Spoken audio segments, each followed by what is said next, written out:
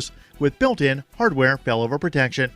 For details, see them online at innoscale.net. In the news, the U.S. State Department has issued a security alert and ordered staff to evacuate Iraq amid escalating tensions with neighboring Iran. The anti-media reports the alert was posted Wednesday on the U.S. Embassy in Iraq, reading, quote, "The U.S. State Department has ordered the departure of non-emergency U.S. government employees from Iraq, both at the U.S. Embassy in Baghdad and the U.S. Consulate in Erbil," end quote. A U.S. Embassy spokesperson is reported by the Financial Times as saying that U.S. Secretary of State Mike Pompeo had taken the decision to withdraw because of, quote, "the increased threat stream we are seeing in Iraq," end quote. The spokesperson declined to say how or when how many staff were leaving, citing security reasons. No details of the threat facing U.S. officials in Iraq were given, and there are some doubts over the motivation for issuing the alert. The Liberty Beat is sponsored in part by Brave Botanicals. High-quality kratom and CBD at reasonable prices with excellent customer service. Brave Botanicals is activist-owned and mission-driven and believes so strongly in the power of kratom, they're giving it away for free. Just go to freeounceofkratom.com for a free ounce of kratom delivered to your door. Just pay shipping. That's freeounceofkratom.com. This is the latest edition of the Liberty Beat. Find us online at libertybeat.news and snls.news. Your news now continues. A leaked Saudi diplomatic memo claims that the government of Saudi Arabia had foreknowledge of the Easter bombings that occurred last month in 3 cities on the island nation of Sri Lanka, killing nearly 300 and wounding over 500 more. The contents of the memo, which additionally suggests Saudi complicity in the attacks, are supported by the connections recently uncovered by Sri Lankan authorities that the alleged ringleader of the bombings, Zoran Hashim, had to Saudi Arabia. Mid-Press News reports the document carries the Islamic calendar date of 11/8/1440, which equates to April 17, 2019 in the Gregorian calendar. That's just a few days before the bombings. The document is addressed to the Saudi ambassador to Sri Lanka and authored by Saudi Foreign Minister Ibrahim bin Abdul Aziz Al Wasaf. It carries the labels urgent and top secret. The memo carries the seal of Saudi Arabia, conforms with the format of other leaked Saudi diplomatic memos, and carries 2 watermarks. The murder of an innocent Houston couple made national headlines earlier this year, as police took to smearing their names and threatening those who didn't believe the official narrative. The Free Thought Project reports that as the months passed, it was learned that the Houston Police Department's raid on the home of Dennis Tuttle and Regina Nicholas was based on lies, and they were murdered for no reason. Now the case has reached a turning point after the family hires a forensics expert to examine the home, finding that there is no evidence the officers encountered gunfire. According to the forensics experts hired by the family of the victims, the officers who suffered bullet wounds during the raid on the innocent couple's home were shot by their fellow cops. That's a direct challenge to the official narrative, which states the officers were forced to kill the couple after the couple opened fire on them.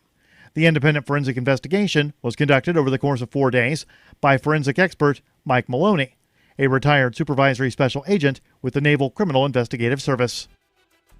Support for the Liberty Beat comes from the Conscious Resistance Network, featuring videos, news reports, and articles from a spiritual anarchist perspective. Experience the Conscious Resistance at theconsciousresistance.com. How would you like to have your business featured on the Liberty Beat? You can. Just send an email to libertybeat@snls.news for details. This is the Liberty Beat, produced in partnership with SNLS News and listeners like you. The Liberty Beat is online at libertybeat.news and snls.news. I'm Mick Murrow, reporting for the Liberty Beat, reminding you, spread liberty with a smile. Interesting new ad campaign from Applebee's, which is encouraging customers to visit the restaurant ironically. They're designed to attract young people to Applebee's by inviting them to ridicule its food service and atmosphere. Here, take a look. What do you guys want to do? We could go to Applebee's. No, let's seriously go to Applebee's. Okay. Look, guys, it's grilled. It's just like my neighborhood restaurant, only completely geographically non-specific. Yeah, nothing like a wild time at Applebee's, right? Applebee's. Wouldn't it be funny to go to Applebee's?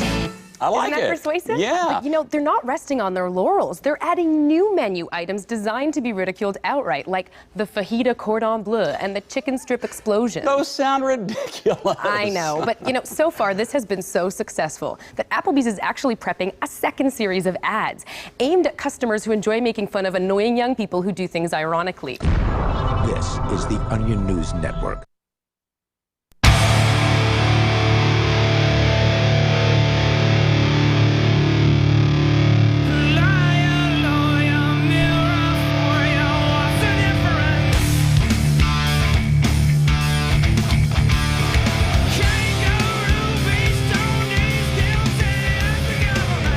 Welcome to the Call to Freedom, broadcast as always from the Liberty Radio studio here in Keene, New Hampshire. It is Thursday, May the 16th of 2019, and as always, I am your host, Arya DeMezzo, composer at soundcloud.com/Arya DeMezzo, where you can actually listen to the various stages as I'm actually engaged in writing a song presently. And right now I'm on version 4.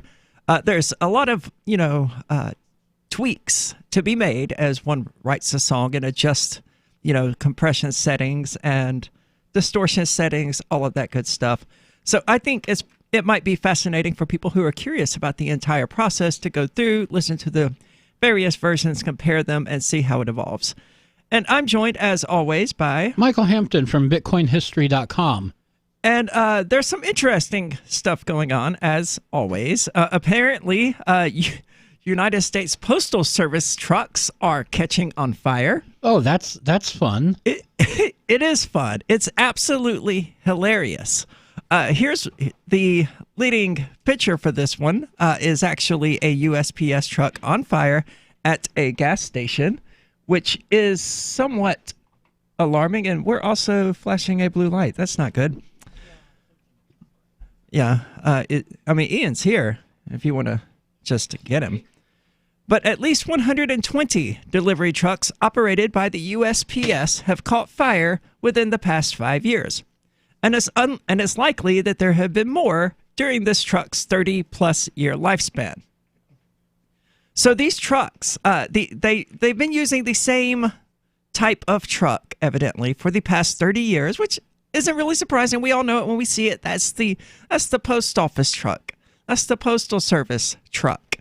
But there's no theory as to a cause and no fix in place as to why they are literally bursting into flames.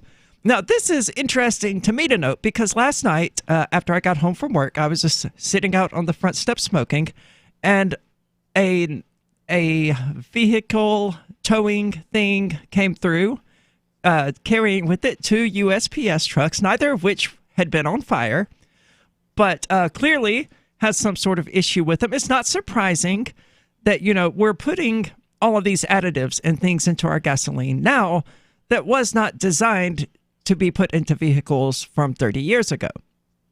So it's not terribly surprising that this 30-year-old vehicle in modern circumstances is bursting into flames. It could be any number of things, like an electrical fault with something within the engine, or just whatever. No one seems to know at this point because it's the USPS and they can't hire the best mechanics to actually investigate and find out why 120 of their delivery trucks have burst into flames. But we're still years away from seeing a new USPS truck pull up to our mailboxes, if they pull up to your mailboxes anyway, because it occurred to me Tuesday night when I was on shrooms, one of the reasons I like shrooms is that it allows me to connect things I otherwise wouldn't connect. And among those connections, I realized that the post office does not deliver anything to me that is important.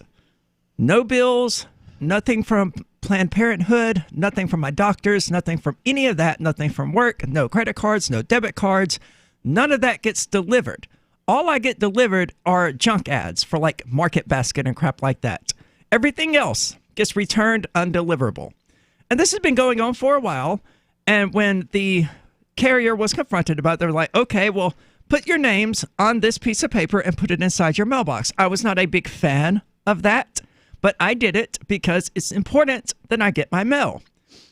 But it didn't matter. They're still not delivering mail. So I went by to talk to these people. And I said, just don't pay any attention to the freaking names on it. If it's addressed to my address, just deliver it. That's your job. It's my job to screen through the mail and go, oh, this isn't mine. That's trash. That's my job. It's not theirs. And they clearly can't do it. Or what I think is more likely is that I inadvertently made someone at the post office very upset with me, which would be amazing because my interaction with these people has been minimal. And I was really polite and nice when I went by there to talk to them about this. This did not happen when Will lived there. So I tend to think it's got to be because they don't like trans people. And I hate playing that card, but there's really no other explanation considering all I've done is see these people and wave at them, and they seem relatively polite. So I don't know what is going on. And we get different carriers every single day. Well, not every single day, but there are like 4 different carriers that run that particular route. So it can't be at the carrier level that this is happening. Otherwise, some would deliver mail and some wouldn't. It's got to be higher up, like the actual postmaster general or something like that, going, nope, this is going to this address. I'm sending it back. So that's unresolvable, really. I can go there and I can talk to them. But again, I've already done that. Yeah, what can you do if they just refuse to do their jobs? Yeah. So it's caused all kinds of problems. Not getting bills in the mail is obviously a problem because then I have to make a mental note or a note in my calendar because I'm too busy to make mental notes and actually remember them. Something in my calendar to remind me, oh, I need to call this company and find out what my bill is and when it's due because the USPS is not going to deliver that information to me. Oh, they'll sure deliver the junk mail, though. They will absolutely deliver the junk mail, and they will deliver... From the same companies. And they will deliver the parking fine mail that I got, telling me that I had $30 in unpaid parking tickets. They're so good at that it was actually sent to my address in Mississippi and then forwarded to me here, and it still got to me. But no, something coming from Planned Parenthood here in Keene gets sent back undeliverable. Oh, that's ridiculous. It's absolutely ridiculous. I have done something, probably just my existence, that made these people very upset. It could have been, that one of them just happened to listen to the show one day, and we just happened to be ranting about the uselessness of the United States Postal Service. Well, I don't know what to say other than that all they managed to do was prove their uselessness. So I've found ways around it. I don't need the USPS. It would be nice to have, my debit cards actually arrive. That's the only thing that absolutely has to get mailed to me. The rest of it, most of the bills can be sent to me via email. Not all of them, but most of them can. The one from the garbage company can't. I can't believe they're still picking up my trash because I've never gotten a bill from them.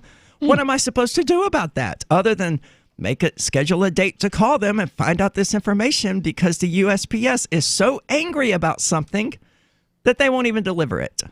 But I guarantee you there's a freaking flyer from Market Basket or some stupid freaking grocery store like that sitting in the mailbox right now. Oh, yeah. So I don't particularly care if the USPS trucks burst into flames as long as nobody is hurt. I would like all of them to burst into flames because what they do is ridiculous. It's not useful.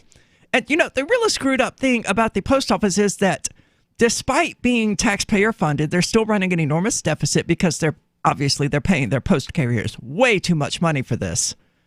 Last I heard, it was like $17 an hour in Mississippi, where the mean income was going to be closer to like $11 an hour. So and here it's probably closer to $25, $26 an hour. So they're way overpaid. That would be one issue. But on top of that, despite being taxpayer funded and despite still running these huge deficits, they still have the audacity to charge for stamps. What exactly am I paying for here that isn't already paid for with taxes? How can you be this bad at managing money? Now, my taxes aren't going to fund USPS, and I still have to pay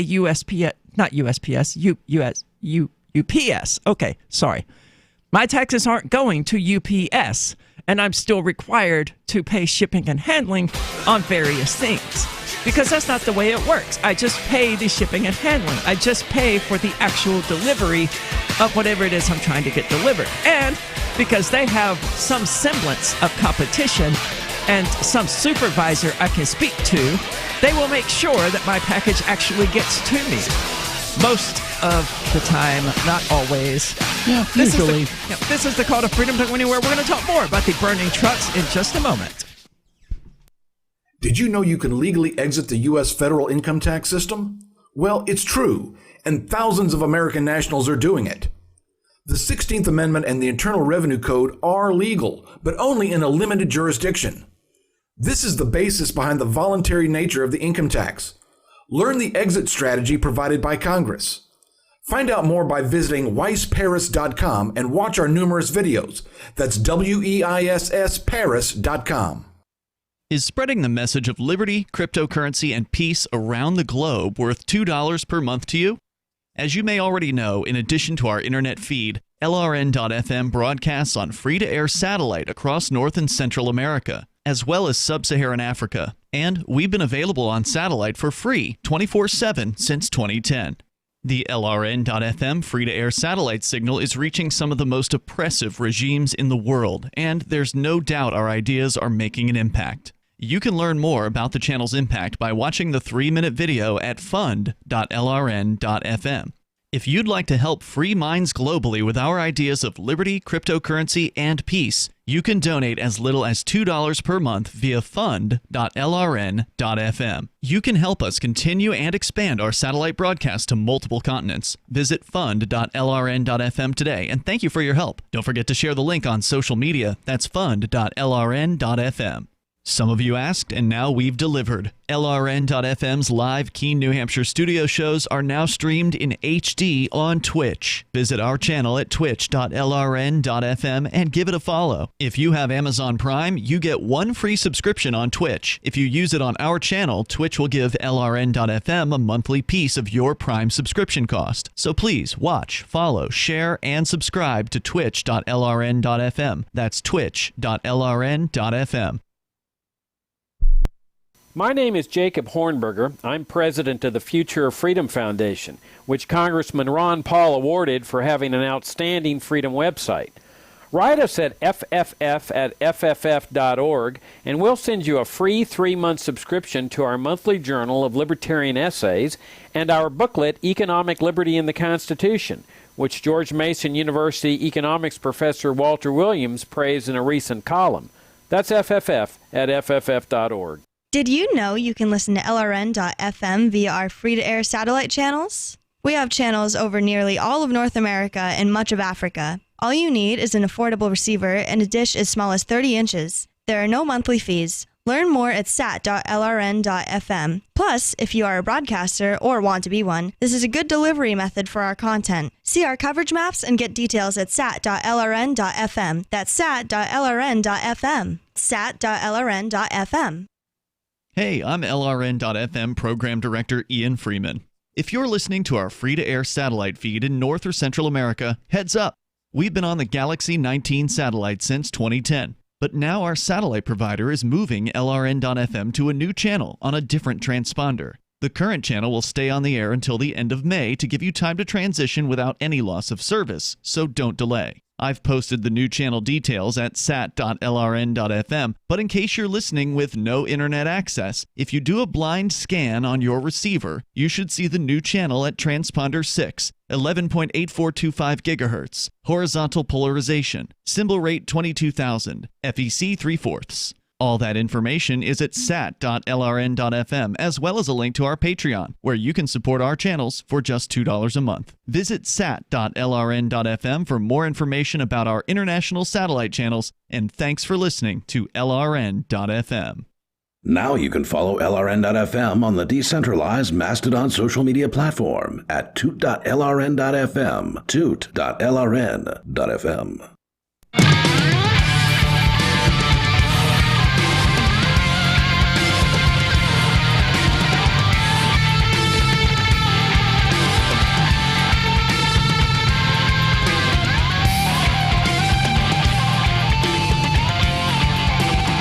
This is the Call to Freedom here on LRN.FM. And as always, you're invited to give us a call. That number is 603-283-6160. Again, that's 603-283-6160. Or if you want clearer quality, you can use the Discord call-in lines, which you can find at discord.lrn.fm.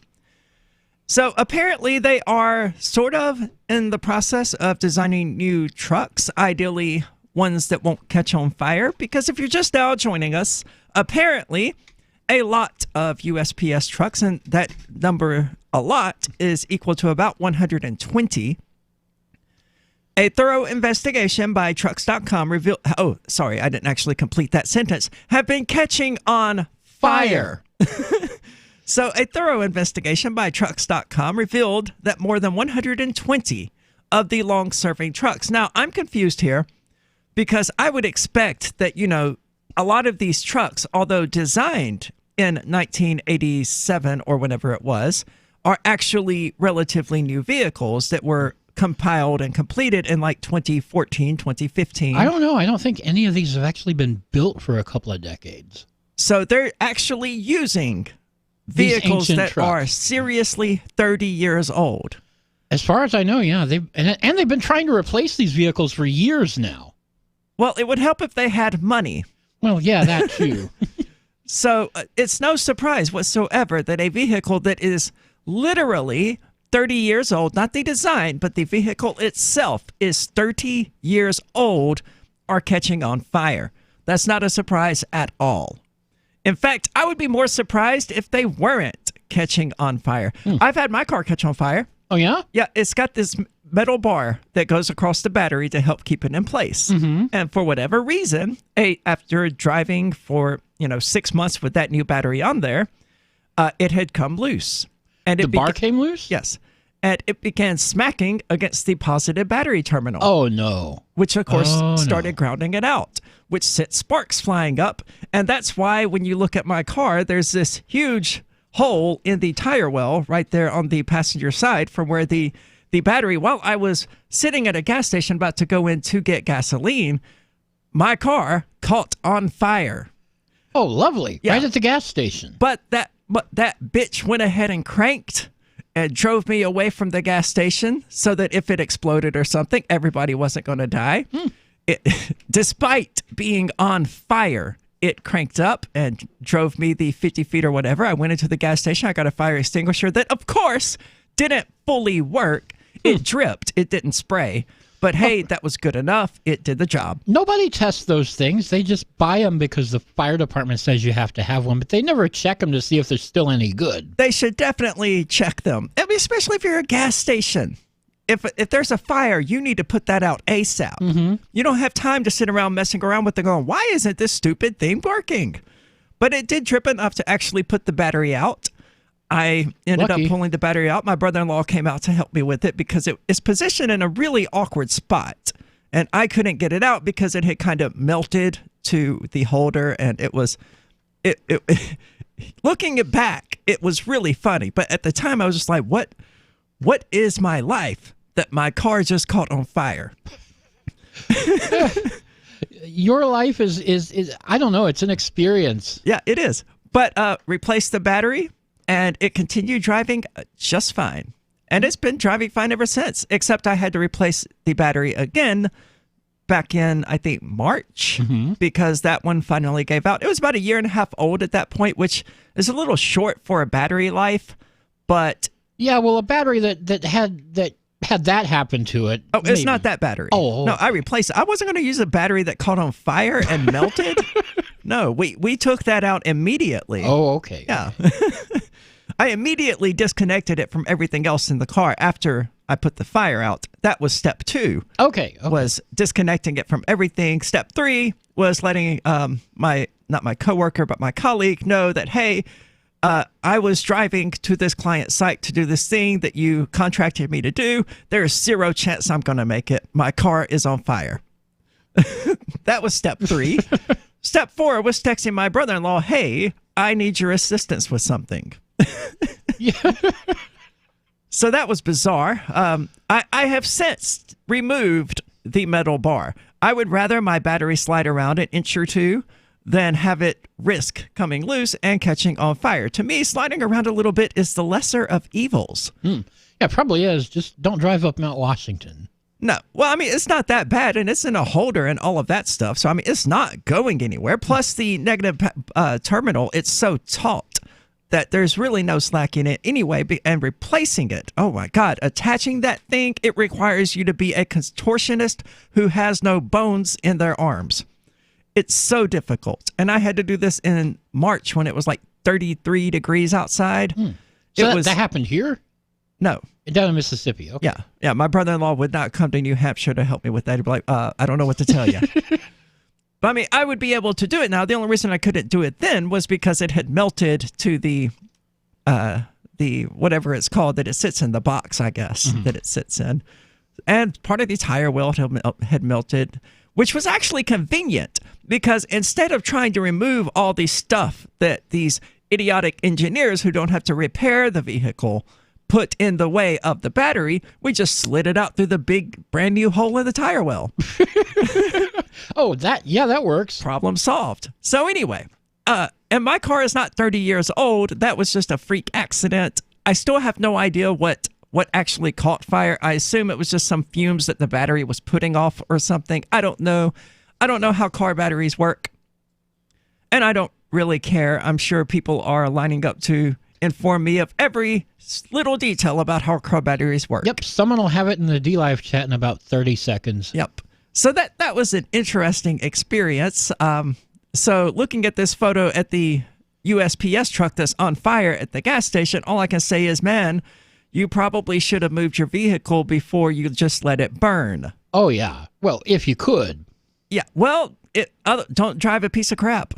I mean, my car is old, but it's well maintained. It's not going anywhere. Even with that stupid gasket that needs to be replaced, it's going to stick around for a few more years at least.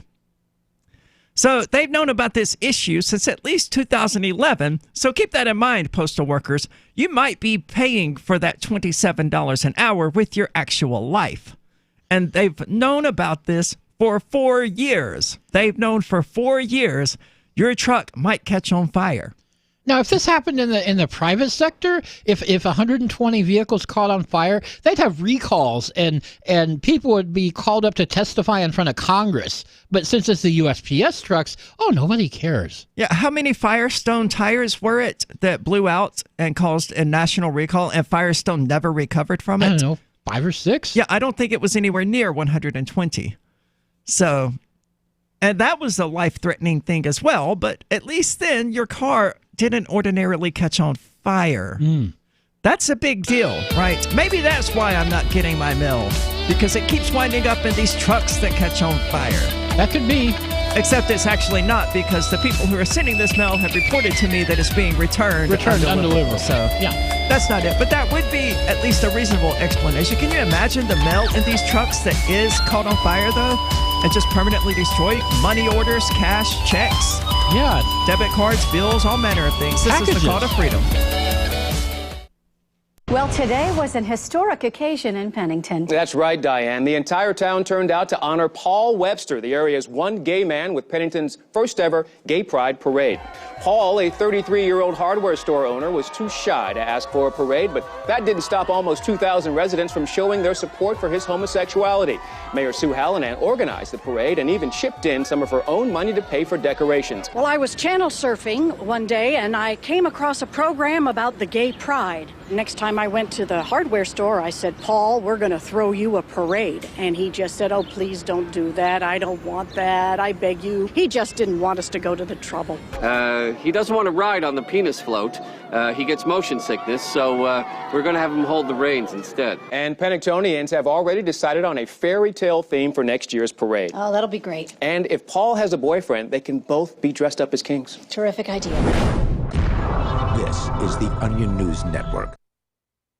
There are basically two types of advertising: direct response and branding. Radio's great for direct response with its low cost to listener ratio, but audio can't be beat for branding, which is a longer term endeavor. You want to be the first thing that someone thinks of when they think about your product or service. If you have a local business that you want kept top of mind in your community, call the station. If you need national reach, Free Talk Live's got around 200 radio stations, millions of monthly listening sessions, can suit all budgets, and if we don't think we're right for you, we'll tell you. Email me, mark@freetalklive.com.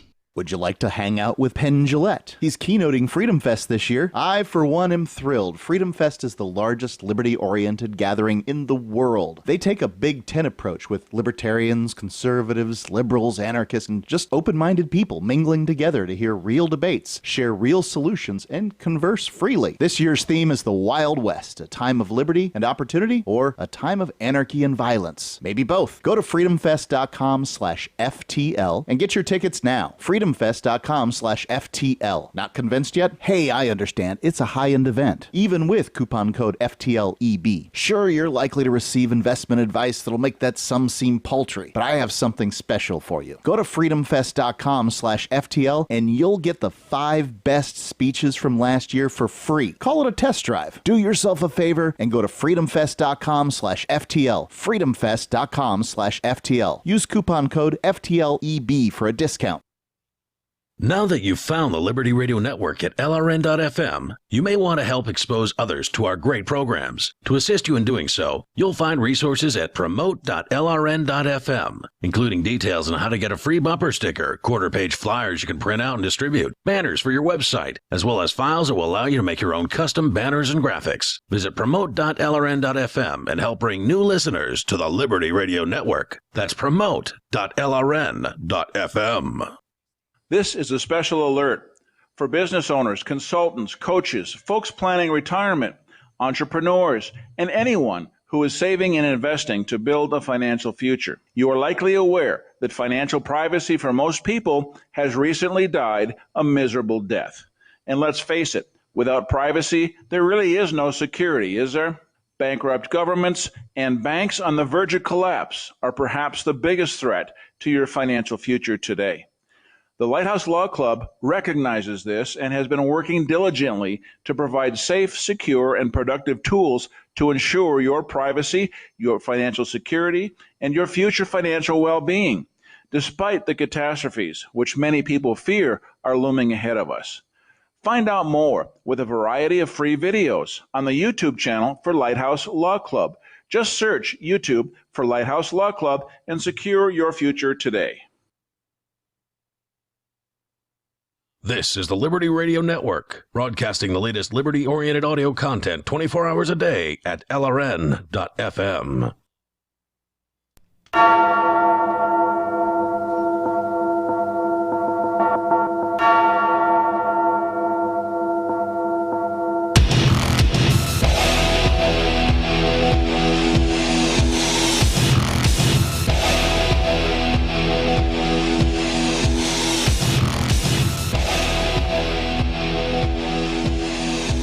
Welcome back. This is the Call to Freedom here on LRN.FM. And I want to make the statement real quick that if you invite me to like your stupid page on Facebook, you're more than likely going to be blocked entirely.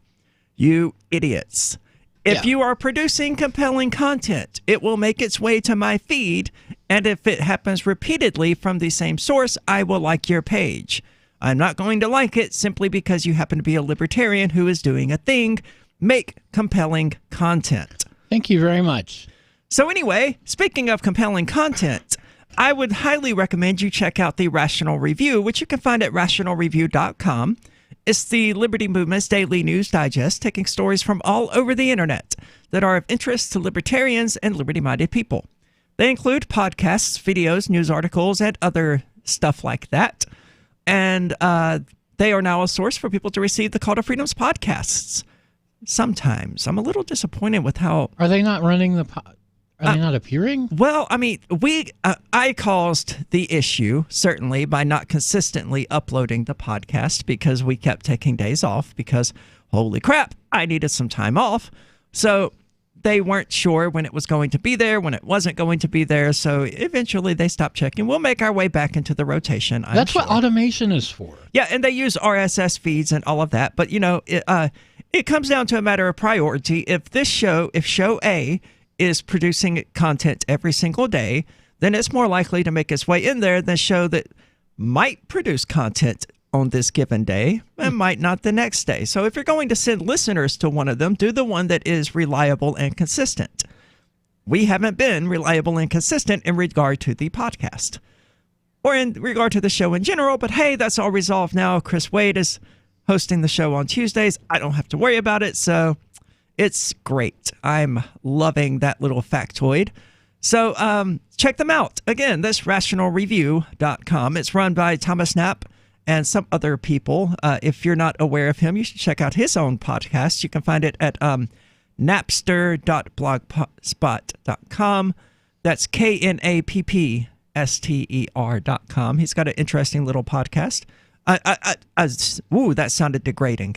He's got an interesting podcast, so check it out. Did not mean to be condescending there. I don't know why I was, because we have a neat little podcast too. So anyway, these USP trucks are catching on fire. They are 30 years old. They are 30 freaking years old, catching on fire. And trucks.com says there's been 120 of them that have caught on fire, and they don't know why it's happening. They don't know why it's happening.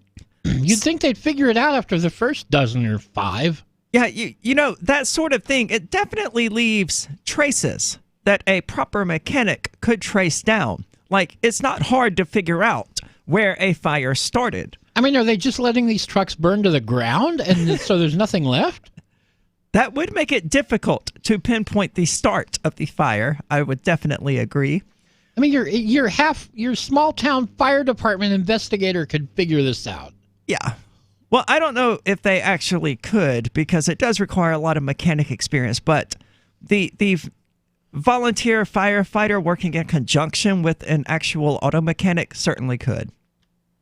Because it may look to the firefighter that, oh, well, it looks like the fire started here, and he points to an air filter or something. You're like, no, I promise the fire did not start there. It more than likely started around the spark plugs. That would be my first guess. Or around the solenoid of the starter. That would be guess number 2. But I don't know. I'm not a mechanic. I just dabble. You know what would really be scary is if the fires all had different reasons. That would be extremely unlikely, though. It could also be because, you know, they are clearly going to be carburetor motors that are not designed to be pumping 10% and higher percentages of ethanol into their vehicles. Oh, God, yeah. Combustion. Ethanol gas is everywhere now. Yeah, you just about can't find it without ethanol. There was a gas station in Mississippi that furnished gasoline without any ethanol in it, and it was like $7 per gallon. So I was like, no, I'm not doing that. Screw it. I will just buy the ethanol and destroy my vehicle, as ethanol has been proven to do. And the federal government is subsidizing the corn that gets made into ethanol.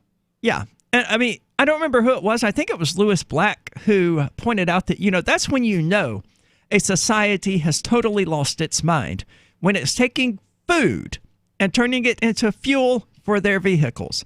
That's how you know that society has totally lost it.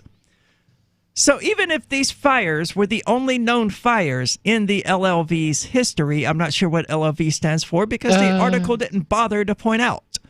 The failure rate is so high, with roughly 140,000 vehicles in service, that it would have triggered a recall in an ordinary passenger vehicle.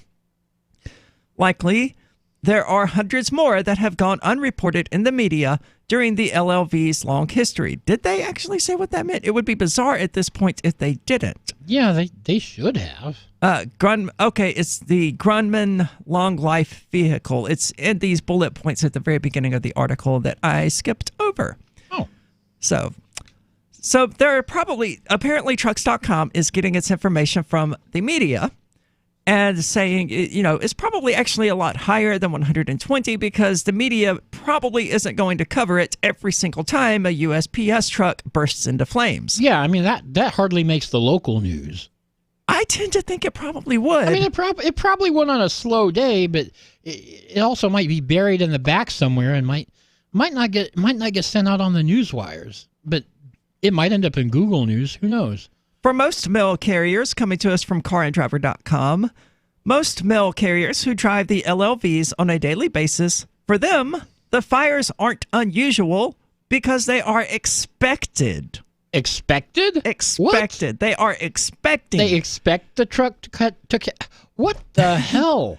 Look, if you're driving around a vehicle that you expect to catch on fire, you probably, I don't know if I want to say it, but you probably deserve whatever happens to you as a result of that monumentally stupid and reckless decision. How much is that $27 an hour really worth to you if you're willing to drive a vehicle that you expect to burst into flames at any given moment? Oh, my. So evidently the vehicles aren't equipped to handle the heavy loads of packages that now dominate the cargo space. Well, if they would just let UPS, FedEx, and DHL, yeah, that's it, actually handle it, then that wouldn't be an issue for them. But they don't have airbags or anti-lock brakes. Nope. Jesus. It's an old design. The air conditioning is a metal-caged fan. Repeat, they don't have air conditioning. They have a fan. That's true.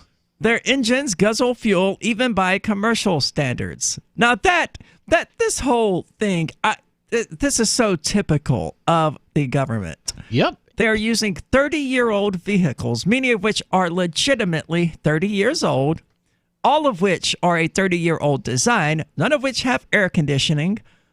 They have metal-caged fans instead. They aren't equipped to handle the heavy loads of packages that they're now carrying. They are bursting into flames, and the drivers continue driving them even though they expect them to have these sorts of problems.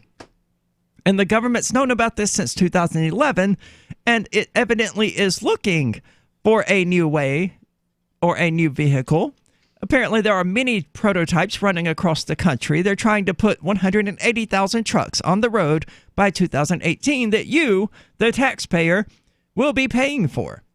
So I hope you're happy with your brand new USPS truck that, at least will probably have air conditioning that will be delivering to a mailbox near you sometime soon, because you're the one paying for it if you're paying taxes. I would recommend you not pay taxes and to instead use cryptocurrency, which they cannot, at this point, tax. Don't go anywhere. This is the Call to Freedom. There is so much more coming up. Not so much about the trucks bursting into flames, but more government idiocy. This is the Call to Freedom.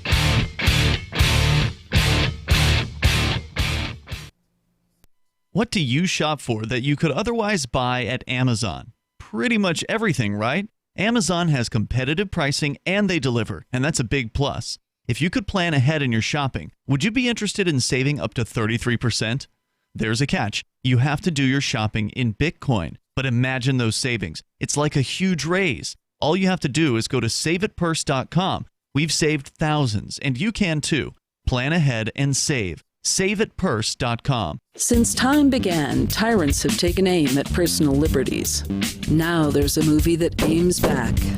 The government has no more right to tell us what to put in our bodies than they have to take our guns or tell us what books we can read. 6 drug police were eaten by bears while raiding a marijuana farm. On your knees, you dirty hippie! Jesus. On your knees! What's the problem, officer? Today, many cops who enforce pot laws do so only because it provides them with cushy jobs, good benefits, and a chance to push people around. I was an undercover narcotics officer. The drug war is nothing but a farce. The Second Amendment says you gotta keep you and your gat intact. Guns and Weed, The Road to Freedom. A film by Michael W. Dean and Nima Vadati. DVD available now at gunsandweed.com or on Amazon. That's gunsandweed.com. Makes the perfect gift. Remember, that's gunsandweed.com. LRN.FM is proud to announce our official listening apps for Android and iOS devices. Now you can easily tune into our streams anywhere, anytime on your smartphone or tablet. Just visit apps.lrn.fm or search for LRN.FM in the Android or Apple app stores. Please download, rate us 5 stars, then share the link on your social media and let your friends and family know how you're listening to LRN.FM. Download it now, free at apps.lrn.fm. Looking for a great real estate investment? Consider New Hampshire, which is ground zero for the Liberty Movement. Your first call should be to Mark Worden from Porcupine Real Estate. He's more than just a real estate agent. He's your New Hampshire concierge. Where are the best places to live? Do you want farm, city, the burbs, or forest? Do you want a duplex or multifamily building so that renters pay your mortgage? There are homes in all price ranges in New Hampshire, and Mark can help with financing too. Invest in Liberty and property. Mark Worden can help. PorcupineRealEstate.com. There are lots of ways to listen to Free Talk Live. Our podcast has been around since podcasts began, and now the FTL feed is loaded with content besides our full show archives. Did you know that we make it easy for you to customize your podcast subscriptions? We have different feeds, one that includes only our full shows, one with just the Daily Digest, and one with just the Edgington Post. You decide what you listen to. It's quick and easy to customize your feeds at feeds.freetalklive.com. That's feeds.freetalklive.com. Hey guys, Mark Claire here, lionsofliberty.com, where we strive to advance the ideas of liberty daily. We bring you the Morning Roar. That's right, every Monday to Friday we'll have a brand new edition of the Morning Roar, where we provide a roundup of some news stories that you may not find in the mainstream media or even in your typical social media newsfeed. We find stories that relate to the ideas of liberty and provide you with our liberty perspective on them. Every Monday, we have our longest-running feature, Mondays with Murray, named after the great libertarian Murray Rothbard, where we'll examine an article or an excerpt from his works and help convey his view, along with our little spin as well.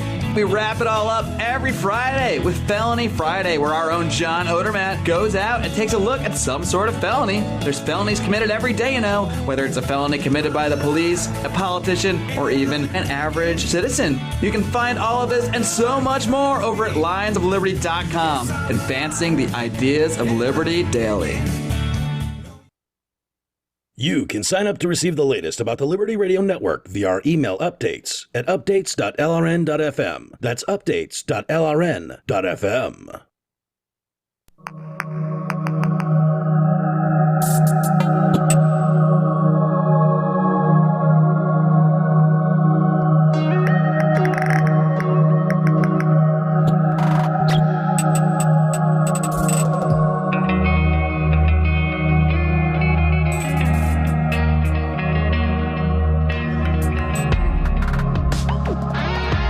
Welcome back. This is the Call to Freedom. And we've been talking about government idiocy, especially in regard to the USPS trucks that have literally been catching on fire. But that's not the only idiocy that the government is responsible for. And you can have fun with that idiocy, believe it or not. You can have sex with prostitutes and then arrest them. You can bust people for drugs and then sell the drugs on the side for a nice little bonus. You can enjoy the power rush of being a cop without all the paperwork, and you can do this with the Thin Blue Line game, which can be found at thinbluelinegame.com. It's the only card game in the world that allows you to shoot someone over a broken taillight and then escape accountability with the magical phrase, "I feared for my life." You know, typical cop stuff. Get it now at thinbluelinegame.com. Assault and battery is not included, but for a limited time you can order your copies and use the coupon code CTF to have all shipping costs waived. So go get it. That's thinbluelinegame.com. Now, there's a lot of interesting stories leaping out at me. I think the one I would like to discuss first, because we're about to go out to a long break, and I don't want to get into anything too deep, is this article from the BBC about an artificial life form that humanity has created. What? To which we gave synthetic DNA. So this is a new one. Yeah, so scientists in the United Kingdom have created an artificial version of E. coli. This is totally going to end well, right? This is how every zombie movie starts. Yeah, this is like the plot line of a whole lot of horror movies.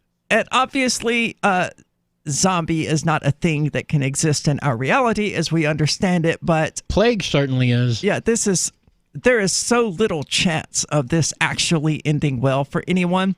So they created an artificial version of E. coli that is based entirely from synthetic DNA.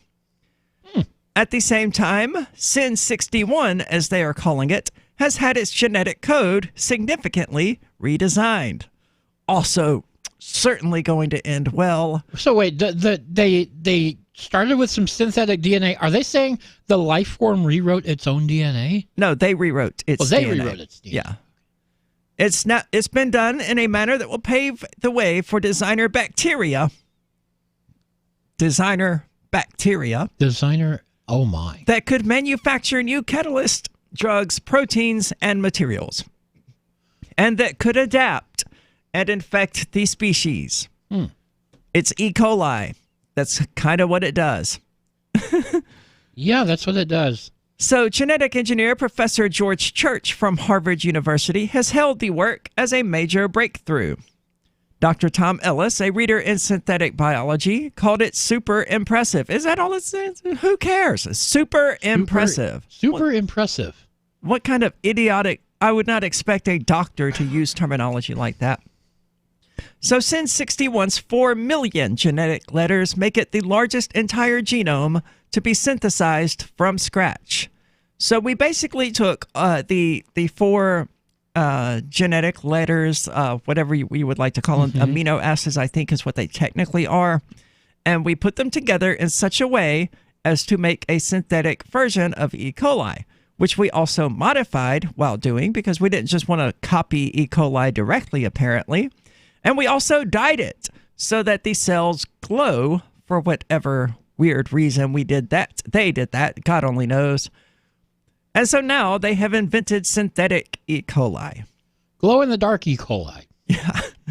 They were ordered in short segments. Now, what I would be curious to see is, can this E. coli, in fact, reproduce? It seems like it would be able to. If so, then they did, in fact, just create artificial life. That would be the million-dollar question. Well, let's find out. It doesn't look like they're going to answer that question, though. At this point, the genome engineer's job became a bit like a railway engineer's maintenance program, replacing the E. coli genome piecewise, section by section, rather than all at once. The bacterial chromosome is so big, Jason Chen told the BBC, that we needed an approach that would let us see what had gone wrong if there had been any mistakes along the way. So they're not really answering the questions that everyone is going to have about this. Will it still make people sick? Because it would it be necessary? Well, if they took out all the original E. coli DNA and threw it away and put their own stuff in, is it even E. coli anymore? Well, it's genetically modified E. coli that was made from scratch. Instead of using E. coli bacteria as the basis, they simply copied the E. coli genetic code and put it together manually. Well, what's the point of that? Modifying it along the way. I guess to see if they could.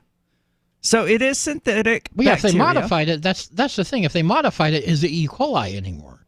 Well, it's a modified version of E. coli. Does it have the same properties, though? Because if they've modified it, it should be different. Well, E. coli is not defined by its properties. It's defined by its genetic makeup. Right.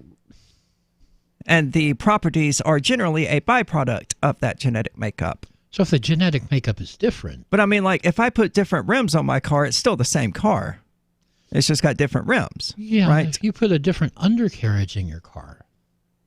Yeah, I mean, obviously it's going to depend on how far they went in modifying the E. coli, whether or not it actually still qualifies as E. coli. So the approach is more cautious than that used by bio-entrepreneur Craig Venter, whose microbial replicant based on the tiny organism Mycoplasma genitalium. Boy, that does that does not sound like something one wants. Yeah, that sounds slightly unpleasant and possibly offensive. Yeah, it sounds like an STD, and he made a microbial replicant based on it. Hey, everyone needs a hobby, I guess. Yeah, I guess. If you're sitting around making genetic copies of STDs, I would worry about your sanity. No, some government paid for this.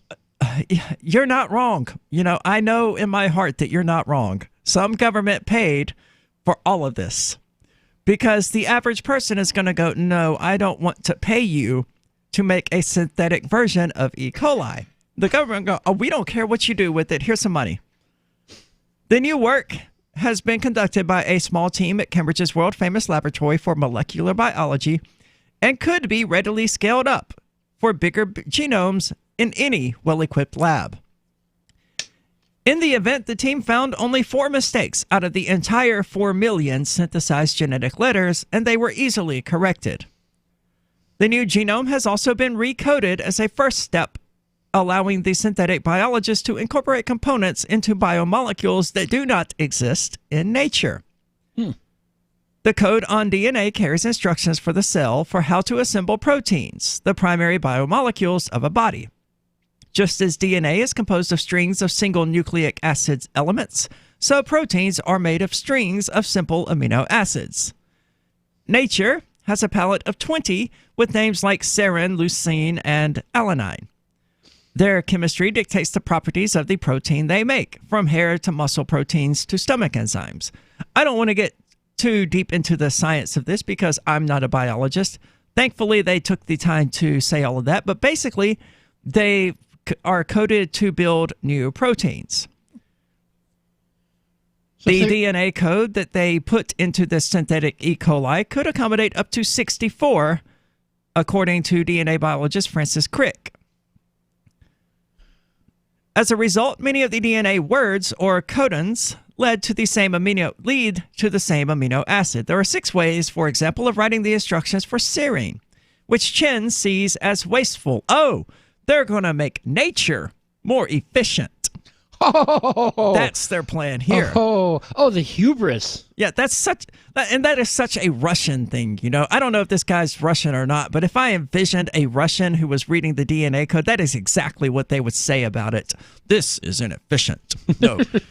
How can you have 6 ways of making the same protein? We have to fix this. Surely all of this is going to end well. So they stripped out some of the duplications in the natural code to make it more efficient.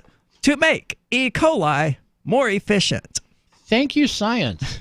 They set out to find all instances of 2 variants of the serine instruction and synthetically replace them with 2 of the other synonyms. A task similar in scale to finding all the C's and Q's in the Bible and replacing them with K's. Okay. Yeah, okay. I think everybody understood the concept that you were getting at without we got it. Bizarre analogy. So they also reduced the number of codons marking the ends of genes from 3 to 2. So in their minds, they made bacteria more efficient. Because nature, they're right, nature is not particularly efficient, but it's powerful. Good enough. Far more powerful than what they clearly understand. But that's typical of humanity, and it is, as Michael said, hubris. Don't go anywhere. This is the call to freedom.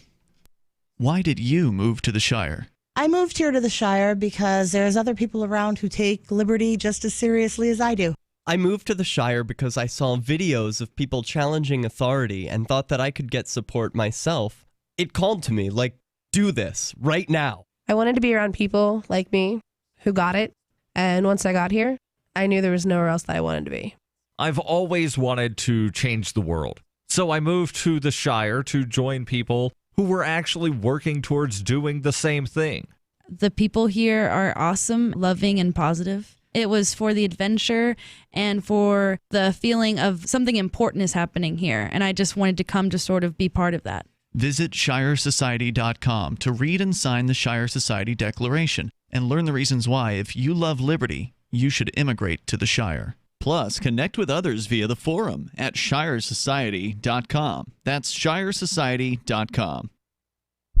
LRN.FM now has a Discord. Discord is a free text and voice chat platform, and we now have our own server with a bunch of channels at discord.lrn.fm. You can join other listeners as they chat about various things during our live shows, or anytime, day or night. Discord software is available cross-platform, so you can have it on whatever device you want and take your chats anywhere. Join our Discord at discord.lrn.fm. That's discord.lrn.fm.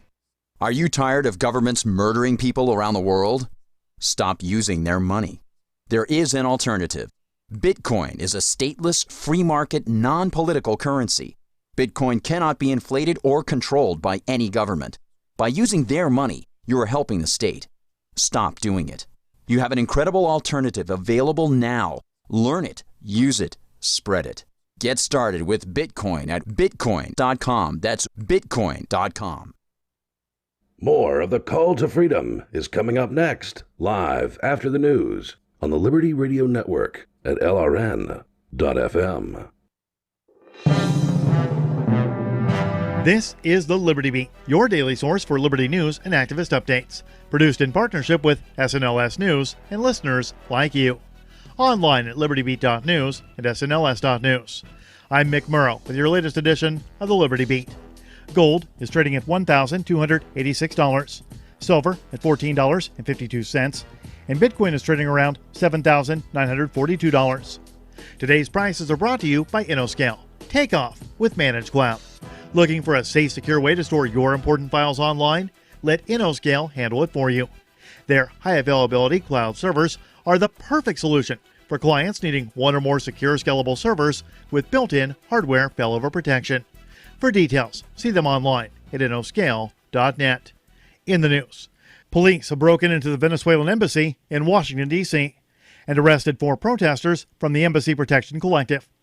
That's according to Medea Benjamin, an activist from the anti-war group Code Pink. Minpress News reports that among the 4 who were arrested during the raid are anti-war activists Kevin Zeese and Margaret Flowers. A U.S. Secret Service spokesman confirmed that it had helped Department of State's Diplomatic Security arrest the remaining Embassy Protection Collective protesters inside the embassy. The activists have been living inside the embassy since April 10th, in a bid to protect it from U.S. attempts to seize the facility and hand it over to supporters of Venezuelan opposition leader Juan Guaido. The group was invited by the embassy's Venezuelan diplomats, who were forced to leave U.S. soil. The Liberty Beat is sponsored in part by Brave Botanicals, high-quality kratom and CBD at reasonable prices with excellent customer service. Brave Botanicals is activist-owned and mission-driven, and believes so strongly in the power of kratom, they're giving it away for free. Just go to freeounceofkratom.com for a free ounce of kratom delivered to your door. Just pay shipping.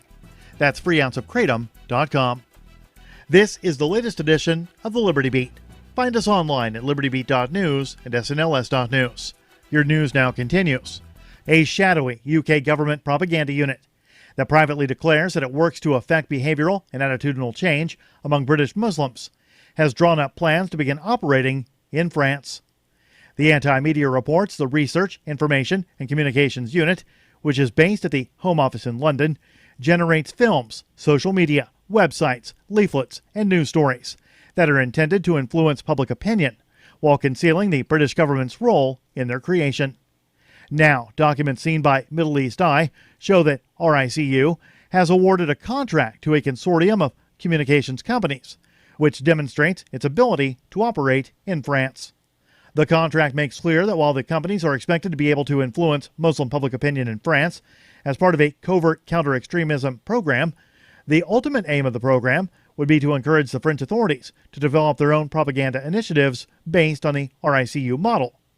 It's unclear from the documents whether RICU operations in France have actually begun, or whether the program is being developed in the hope of securing French cooperation in the future.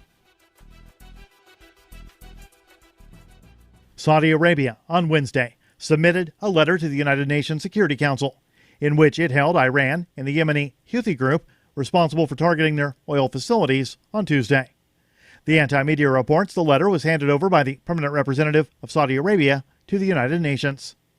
The letter included Saudi Arabia's holding of Iran and the Houthi militias it supports fully responsible for Tuesday's attack on the kingdom's oil facilities.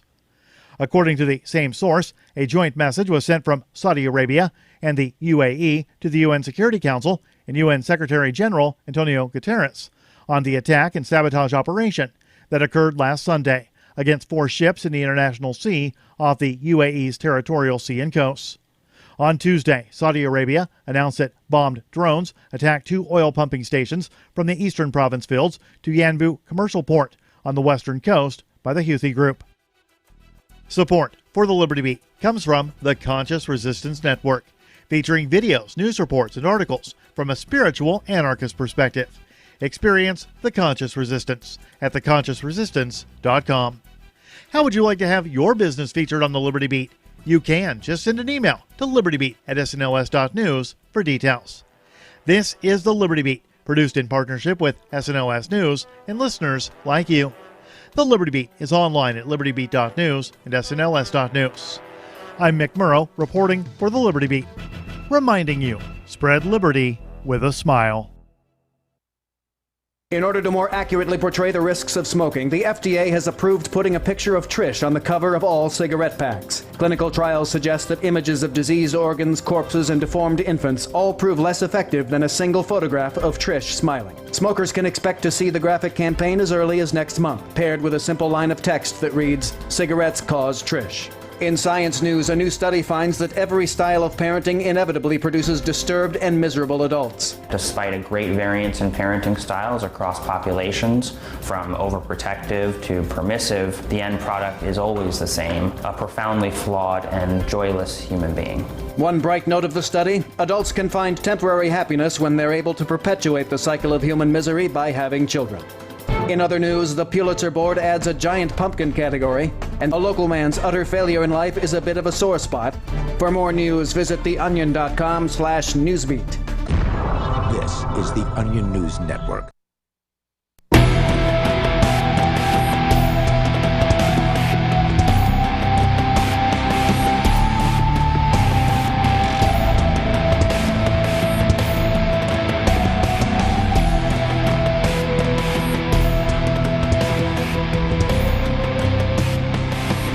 Welcome back. This is The Call to Freedom. As always, I am your host, Arya DeMezzo of Arya Uncensored, which airs Tuesday nights at twitch.lrn.fm and dlive.lrn.fm. Historically, it's a show that I did topless. I will not be topless going forward because we got suspended from Twitch for doing it. So instead, I will be wearing a, probably, I'm assuming it has come in. I don't know. Ian's sleeping, I'm assuming, because jet lag. Yeah, dude is probably pretty tired. A bikini top that has boobs airbrushed on it. So that's going to be awesome. So tune in Tuesday nights to watch that. It's going to be great. I always do the show drunk or some sort of intoxicated. I considered doing it this past weekend on shrooms, but I would have had to run the board to do it. And yeah, that's a little too much when you're on shrooms or anything, really. I think I could have handled it, you know. I just don't want to because I feel like Arya Uncensored will lose a lot of what makes it Arya Uncensored if I have to do all of the other crap as well. Yeah, you should just be able to go and not have to worry about anything other than what you're talking about. Yeah, right? It's great. It's apparently a really entertaining show. Apparently, a lot of people like it. And it's Tuesday nights at 10 o'clock p.m., just after Free Talk Live, so be sure to check it out. And as always, I'm joined by Michael Hampton from CryptoTip.org. And we've been talking about several things, actually. We've been talking about USPS trucks that burst into flames, and we talked about E. coli being genetically modified and synthesized by this laboratory. But we're going to move on now because there is interesting stuff happening. I hate pens. Oh, my God, I hate pens. There's interesting stuff happening in regard to Iran. No, I ended up getting it to work before I threw it, but it frustrates me. Pens frustrate me. I much prefer mechanical pencils. They also allow you to erase. Pens don't. So anyway, Trump evidently, or so we're being told, does not want a war with Iran, and he's fighting with his administration about it. Oh, that's different. To the surprise of no one, most of the war hawks that he surrounded himself with actually want war. And he's evidently not in favor of that. So coming to us today from the New York Times, President Trump has told his acting defense secretary, Patrick Shanahan, that he does not want to go to war with Iran, according to several administration officials, in a message to his hawkish aides that an intensifying American pressure campaign against the clerical-led government in Tehran must not escalate into open conflict. Meanwhile, the American government is doing everything it can to escalate this into open conflict. Yep. Didn't the U.S. just send a whole bunch of carrier ships out to the Suez Canal to pressure Iran? We did indeed. I don't know if it was to pressure them or just to intimidate them, though. Well, but Mr. yeah, Trump's, intimidate is a better word. Mr. Trump's statement during a Wednesday morning meeting in the Situation Room came during a briefing on the rising tensions with Iran. American intelligence has indicated that Iran has placed missiles on small boats in the Persian Gulf. Yeah, well, the same intelligence indicated that Saddam Hussein had weapons of mass destruction. So you'll forgive me if I take it with a grain of salt. How about a big rock of salt? And the same intelligence group said that, Trump was conspiring with the Russians. He's a traitor and all of this other stuff. So, collusion. The American intelligence community has absolutely no respect in my eyes. No credibility. So when they say, Iran is putting missiles on boats in the Persian Gulf, which, by the way, is their Gulf. They can put missiles there if they want, because it is the Persian Gulf. And for those who aren't fully versed in the history of the Middle East, Iran is Persia for all intents and purposes. Yep, that's something people don't know anymore, because apparently it's not taught in history or world anything classes. Well, I didn't learn anything about the Middle East in high school. That's probably intentional. And I mean, this was right after, September 11th, 2011. It wasn't right after. It was some time after. But we didn't learn anything about the Middle East, which is shocking because, especially after 9/11, what was going on in the Middle East became kind of important. Yeah, you'd think they'd teach something about it, but no. Well, if they did, they would have to teach the years and decades of U.S. and British intervention in the region that has caused this to become an issue in the first place. So it's prompted fears, these missiles that Persia put into the Persian Gulf, that Tehran, the capital of Iran, may strike at United States troops and assets or those of its allies. Well, yeah, they might, but if they're deployed to the Persian Gulf, chances are that they are there for defensive purposes. Possibly. I would not speculate as to Iran's motives, but I don't think they believe they would win an open conflict with any of U.S. allies. I don't think that they believe they could attack Saudi Arabia and actually come out on top, much less Israel. Not happening. No, we would invade them quickly and we would absolutely annihilate them. No new information was presented to the president at the meeting that argued for further engagement with Iran, according to a person in the room. But Mr. Trump was firm in saying he did not want a military clash with the Iranians. Good on you, Trump. Stick to that position. Keep withdrawing. I've seen people freaking out that Iraq, we withdrew more non-essential personnel from Iraq. Mm-hmm. Even though a lot of people fully believe that we have withdrawn from Iraq. Not yet. No, and we probably never will. On Thursday, Trump was asked during a visit by the Swiss president whether the United States was going to war with Iran. I hope not, Trump replied. What do you mean you hope not? You're the one who makes that decision. You're not supposed to be the one who makes that decision, but Iran might make that decision. Well, Iran isn't going to make that decision. That's absurd. But they're crazy theocratic nut jobs. No, they might. That's what the media says about Iran. They're not crazy. You don't believe it? No. You don't think they're crazy? No. They're no crazier than any other state and its leaders. I mean, that's just media propaganda. That's just anti-Middle Eastern media propaganda. They tell us the same thing about every country led by Muslims. They're all dangerously unhinged theocrats who are just desperate for war with the United States. It's never been true. They said the same stuff about Iraq and Saddam Hussein. He's just this dangerous, unhinged lunatic. He's a theocrat. He's destroying the Sunni or the Shia or whichever one it is. I don't know. There's a lot of sectarian violence in the Middle East, and I'm not an expert on it. But I mean, it's the same narrative about Ahmadinejad and the clerics in Iran that we were told about Osama bin Laden and the Taliban, that we were told about Saddam Hussein, that we were told about Gaddafi, that we were told about Assad. It's all the same. They just point their fingers at them and go, oh, he's a dangerous theocrat. He needs to be killed. He needs to be taken out.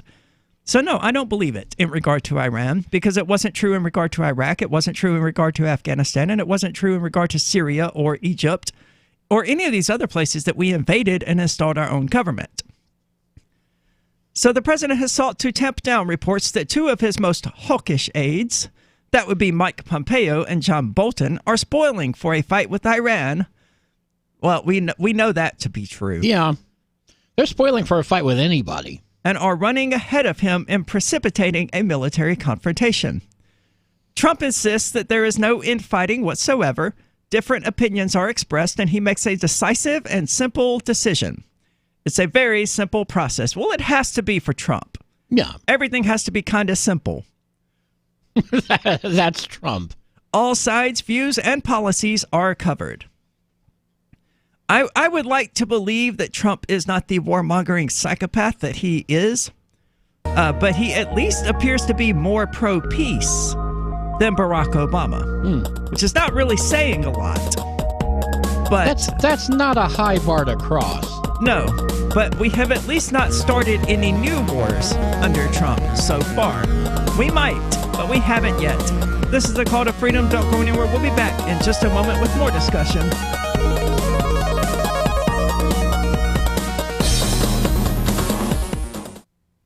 So you've signed the Shire Society Declaration and are planning your move to New Hampshire to be around more liberty-oriented people. Next, sign up for the Shire Society Forum at forum.shiresociety.com. There are a bunch of people there who are already in the Shire, and they want to meet you. If you're already in the Shire physically, you should also come by the forums. Remember, not everyone uses Facebook. New people are signing up for the Shire Society Forum every month, so drop in and say hello at forum.shiresociety.com.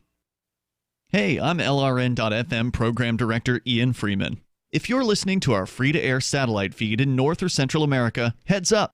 We've been on the Galaxy 19 satellite since 2010, but now our satellite provider is moving LRN.FM to a new channel on a different transponder. The current channel will stay on the air until the end of May to give you time to transition without any loss of service, so don't delay. I've posted the new channel details at sat.lrn.fm, but in case you're listening with no internet access, if you do a blind scan on your receiver, you should see the new channel at transponder 6, 11.8425 GHz, horizontal polarization, symbol rate 22,000, FEC 3/4. All that information is at sat.lrn.fm, as well as a link to our Patreon, where you can support our channels for just $2 a month. Visit sat.lrn.fm for more information about our international satellite channels, and thanks for listening to LRN.fm. The LRN.FM social media channels have been revamped. We've eliminated Facebook and focused on other platforms like Twitter and Mastodon, the decentralized alternative to Twitter. On our accounts, you'll find posts from multiple LRN.FM show hosts together in one place. Follow us on Twitter at twitter.lrn.fm, or better yet, move to the decentralized Mastodon social media platform at toot.lrn.fm, toot.lrn.fm. I think you'll like it. The new 4th edition of Healing Our World, The Compassion of Libertarianism, will take your understanding of liberty to a deeper level and has over 1,300 updated references, new cartoons, and a foreword by Dr. Ron Paul. With discounts for multiple book purchases, the 4th edition of Healing Our World is a great gift for the liberals, pragmatists, environmentalists, and Christians in your life who think libertarianism is cold-hearted. Get yours today at healing.freetalklive.com and use promo code FTL for a $5 discount. Imagine someone in your community getting in their car, turning on the radio, and hearing the Liberty Radio Network. You can make that vision a reality with your own micro radio station. Visit broadcast.lrn.fm to learn how you can put our programs on the air in your area. You can have LRN.FM running around the clock, and you can even add in your own local shows. Building a radio station is simple, but programming isn't. That's where LRN.FM comes in. Learn more at broadcast.lrn.fm. That's broadcast.lrn.fm. So the protection of life, liberty, and property is what the Free State Project is all about. But it's an effort to move 20,000 people who understand. It's about demonstrating to the entire country that, yeah, we can have a free market, a truly free market. Making it just a freer, great place to live. It's the world's largest voluntarist libertarian community, and it's only getting bigger. That's amazing, to be able to move to a place where other people passionately believe in being free and independent. What the Free State Project is managing to do, though, is to put their money where their mouth is. It's physically getting up across the country and saying, let's go someplace and let's demonstrate the power of these ideas. There's a lot of kind of philosophy that surrounds liberty. There's a lot of thinking about it and talking about it. But here in New Hampshire, people are doing it. 101 Reasons Liberty Lives in New Hampshire, a documentary by Free State Project Early Movers. Watch it free at 101reasonsfilm.com. 101reasonsfilm.com. What's up next? Visit the Liberty Radio Network program guide to find out at shows.lrn.fm. That's shows.lrn.fm.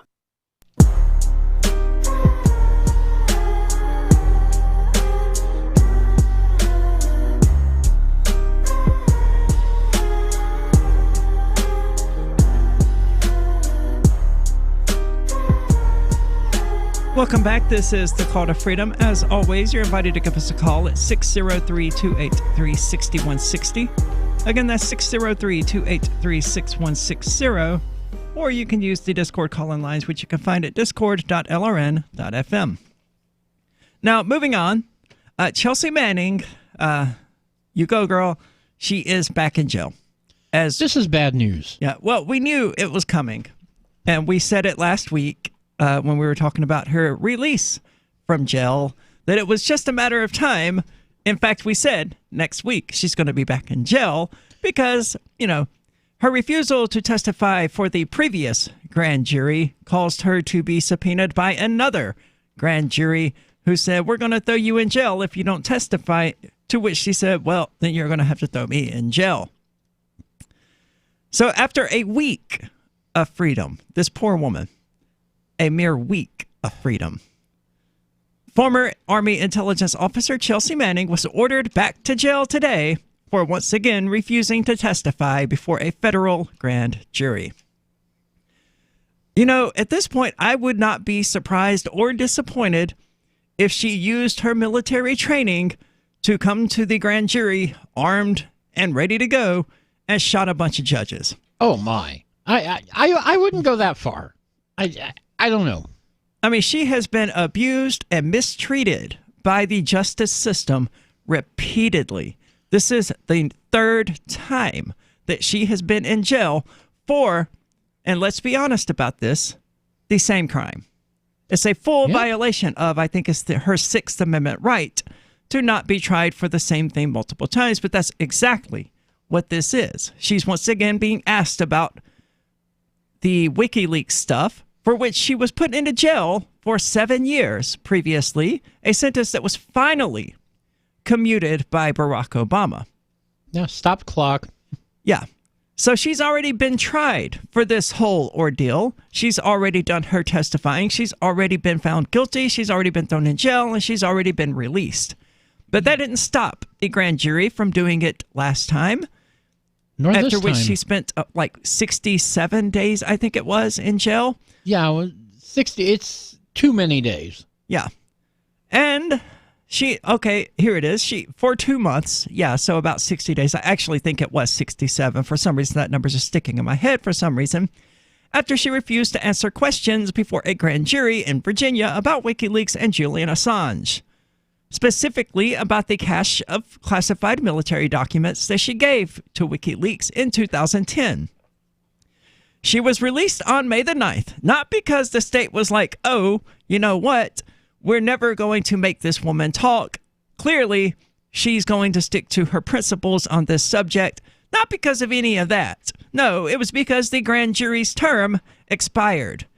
They apparently set out to do what they attempted to do, and she faced 2 years in prison because that was the deadline on the grand jury. Thankfully, it expired prior to that deadline. U.S. District Judge Anthony Tringa, who I would not be sad to see drawn and quartered, ordered Manning jailed on Thursday following a 2-hour hearing, half of which was sealed. During the second public portion of the hearing, Tringa announced that he had once again found Manning in civil contempt and decided that, notwithstanding her pledge not to cooperate, he thought there was still a chance that more jail time could convince her otherwise. The government had argued that because Manning had an appeal pending during part of the previous 2 months she served, God, that is badly written, she spent part of her earlier time in jail with some hope of release. What? Yeah. That doesn't even make sense. So the fact that she can appeal it, so you want to take away this woman's hope. Let's be clear about this. That's what they want. Yep. They want to exhaust all her appeals and say, aha, now we've got you. Now you have to talk. They want to squeeze her. They want to torture this woman psychologically and physically by keeping her kidnapped against her will. They want to do this to this woman until they break her. That's the American government right now. That's what Judge Anthony Tringa has ordered for Jill Manning. Yeah, what you were looking at Chelsea here is Manning. torture. Yes, this is verbatim torture for exactly the same reasons that people have always done torture to make them talk. It's unfortunate that we're at this point, the judge said. You're the one who put us at this point. You lunatic. You don't get to throw people in jail and say, we want her to exhaust every single hope that she might be released. And only then will we say, okay, yeah, she's refusing to break. Might as well release her. No, we want to drive her to the point of utter hopelessness. You immoral psychopath. Before remanding her to the custody of the U.S. Marshals, Tringa told Manning that there was nothing dishonorable about fulfilling one's duties as a U.S. citizen, and he hoped she'd consider that. Well, I'm not 100% sure, but as part of those duties as a U.S. citizen, it would certainly seem to suggest that she should be protected by the laws that protect U.S. citizens from essentially being jailed on 3 occasions for the same event. Manning wearing a black jacket, shirt, pants, and boots. Why do they always describe her outfit? I don't know. They don't describe like random criminals' outfits, right? But with Chelsea Manning, not that I can recall. Oh no, we have to pay special attention to what color boots she has on. Yeah, I don't get it. She told the judge that she would rather starve to death than change her mind, and added that she meant that literally. The government cannot build a prison bad enough and cannot create a system worse than the idea that she would ever change her principles. You go, girl. I hope you stay strong. It's not going to be easy. You're going to need it. Because they literally want you to exhaust every ounce of hope you have that you might one day be free. And only then, once they have made you hopeless and you've come to terms with the fact that you're just going to be in jail, only then, evidently, will they release you. The judge has the power to keep Manning in jail until she testifies or until the term of the grand jury expires. Tringa also imposed a fine. After 30 days in jail, a daily fine of $500 will kick in. So they are extorting her as well for significant amounts of money. She doesn't have that kind of money. No one has that money. She could probably pull it together with a GoFundMe or something like that. But she does not have $500 per day to spend paying the state's extortion fees. And it will go up to $1,000 per day after 60 days. Oh, Good God. They are doing seriously everything in their power short of physically torturing her with the rack to make her talk.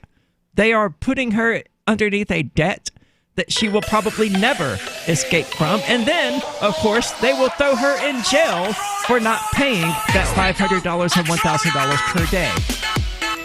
This is absolutely ridiculous. Oh, no. I see what you mean about judges needing to be drawn and quartered. Yeah, this is horrifically immoral. And the grand jury could be in service for 18 months. This is the call to freedom.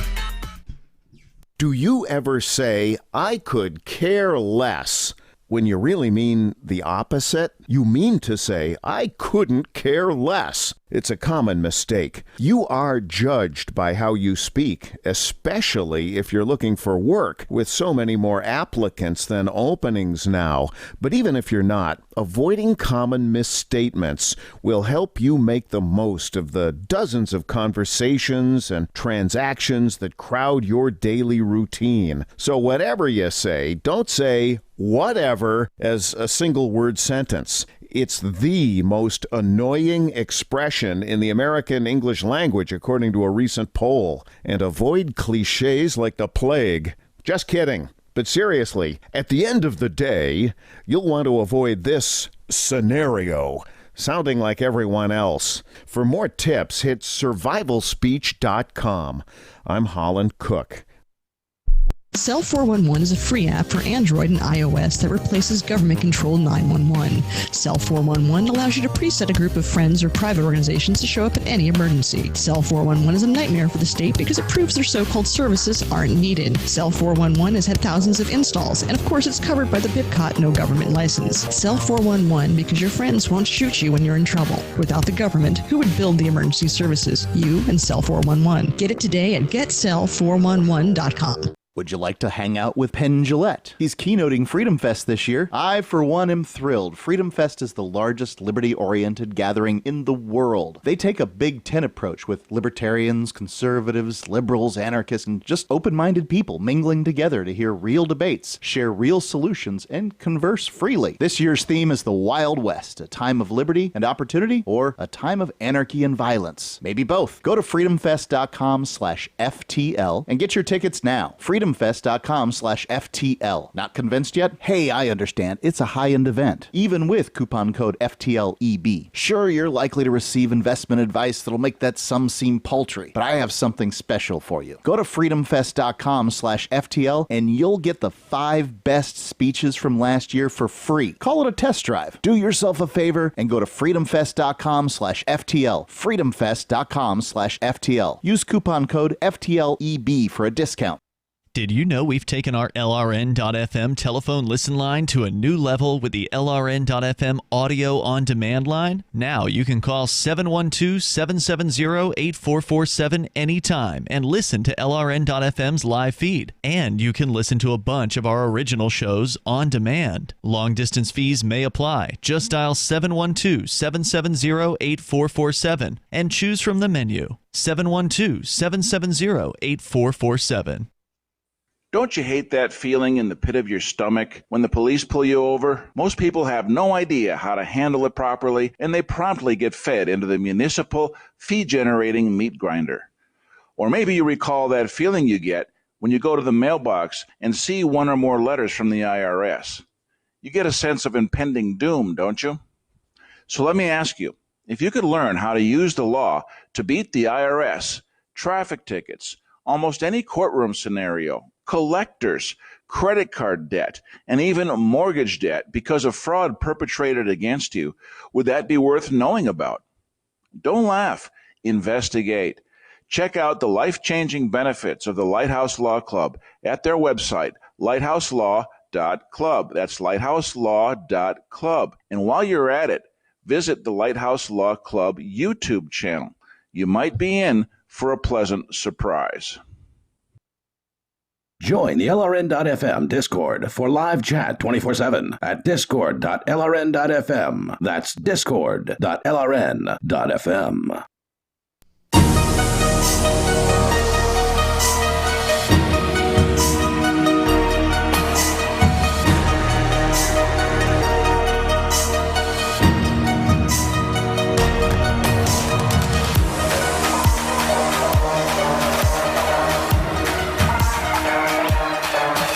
Welcome back. This is the Call to Freedom, and I am going to invite you to check us out on social media. If you'd like to stay up to date on the things that we're up to, you can find us on Facebook by using @the Call to Freedom.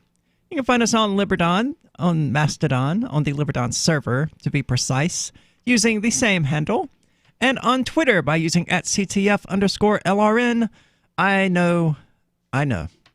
Yeah, nothing we can do about it. Nope. It is what it is, unfortunately. Of course, you can also join the Discord server where you can chat with the show hosts during the show about pork and bacon and tacos for some unholy reason.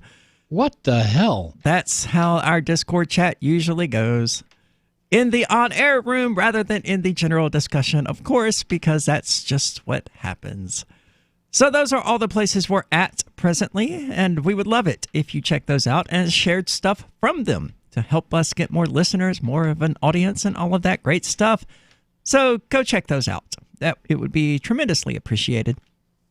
So there isn't a lot more to say about Chelsea Manning, except that we've been asking, why didn't she leave the United States when she had the chance?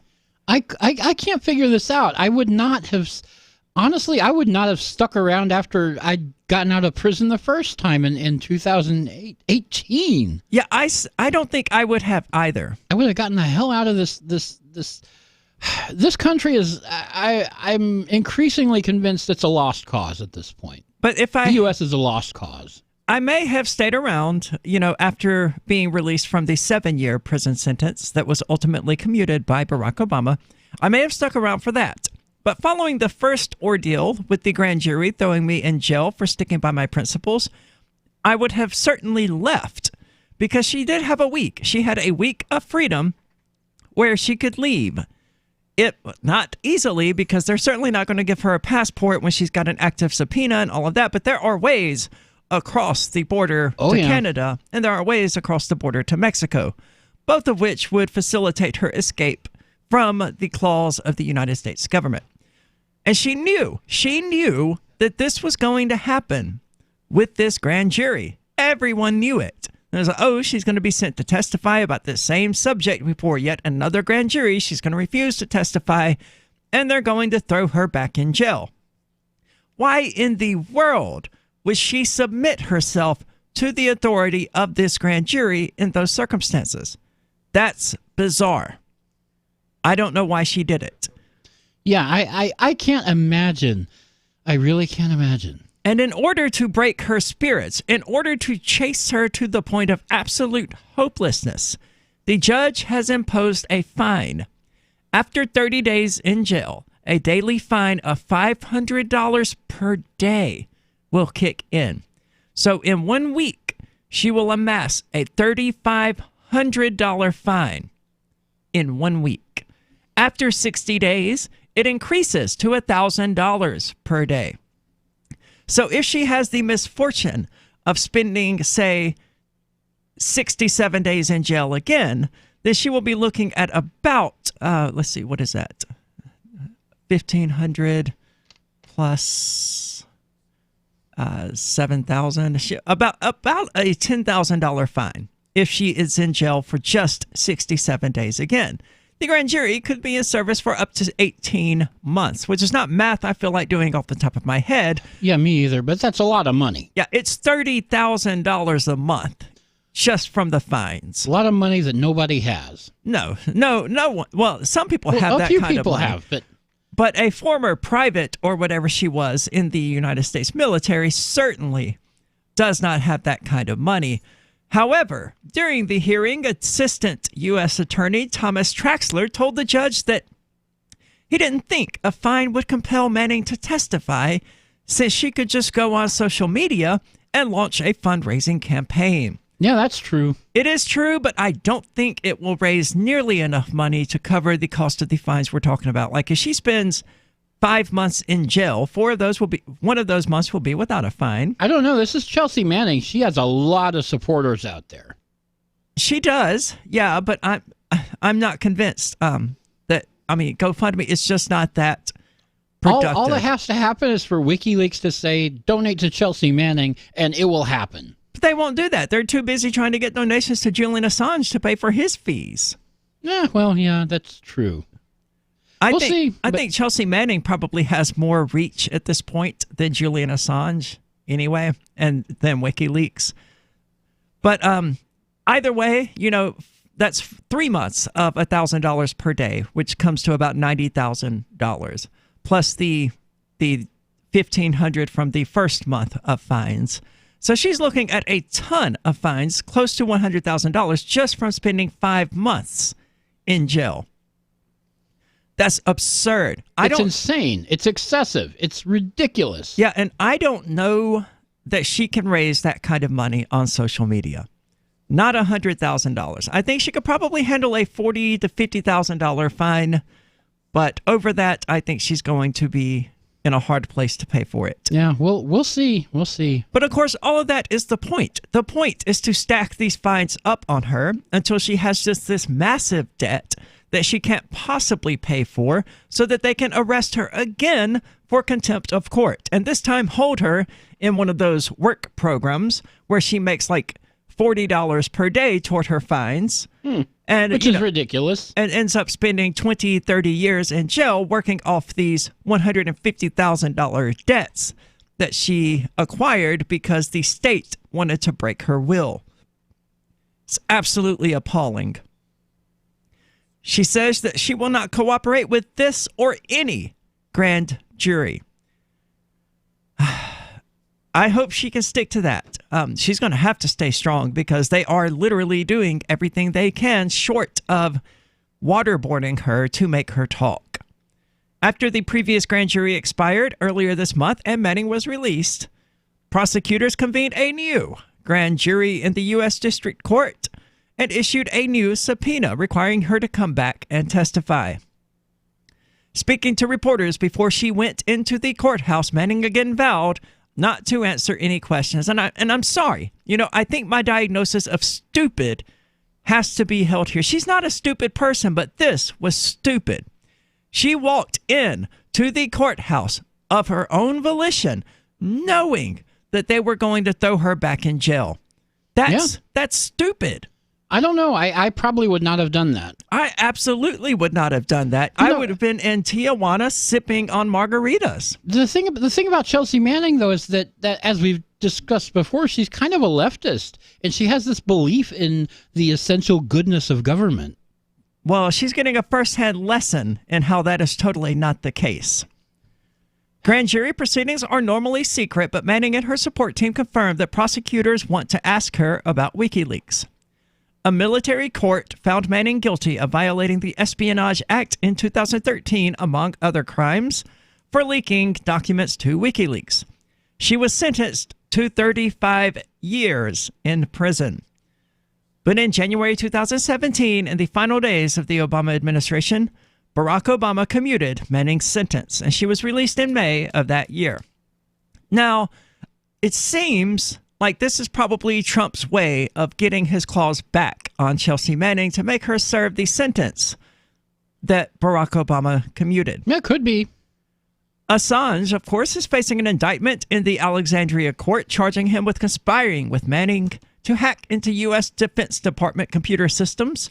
Assange is in London. He was arrested on April 11th after spending years as a bad guest in the Ecuadorian embassy as an asylum seeker, and he is contesting efforts by the U.S. government to extradite him to the United States.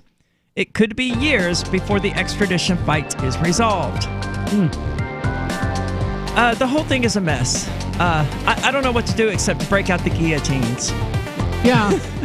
By the way, shout out to the U.S. Marshals Service, because they're the ones that are going to be coming to talk to you about this whole drawing and quartering judges thing. Okay. Hi, Marshals. This is the call to freedom.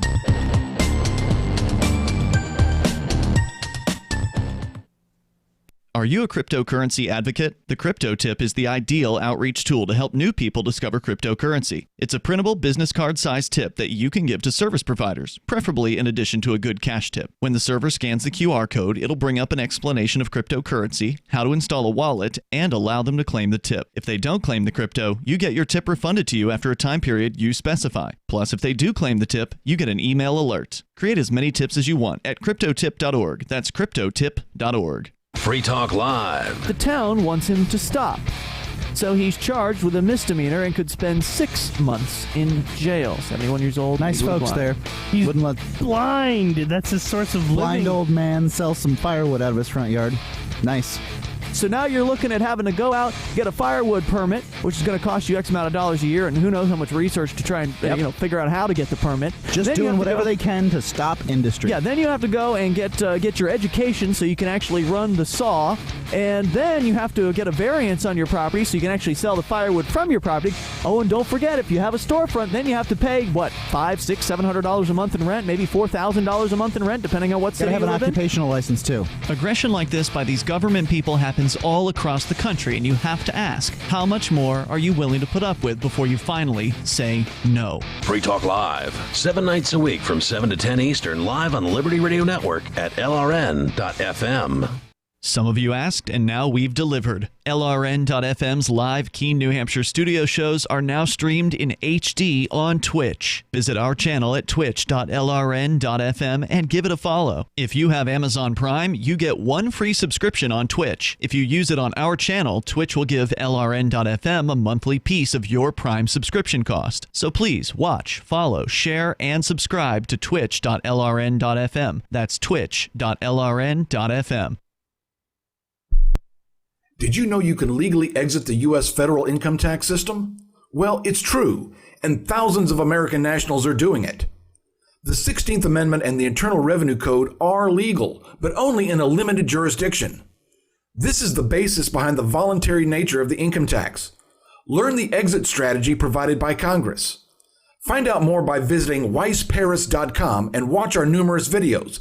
That's WEISSparis.com. Did you know you can listen to LRN.FM via our free-to-air satellite channels? We have channels over nearly all of North America and much of Africa. All you need is an affordable receiver and a dish as small as 30 inches. There are no monthly fees. Learn more at sat.lrn.fm. Plus, if you are a broadcaster or want to be one, this is a good delivery method for our content. See our coverage maps and get details at sat.lrn.fm. That's sat.lrn.fm. sat.lrn.fm. Is spreading the message of liberty, cryptocurrency, and peace around the globe worth $2 per month to you? As you may already know, in addition to our internet feed, LRN.FM broadcasts on free-to-air satellite across North and Central America, as well as Sub-Saharan Africa. And we've been available on satellite for free 24/7 since 2010. The LRN.FM free-to-air satellite signal is reaching some of the most oppressive regimes in the world, and there's no doubt our ideas are making an impact.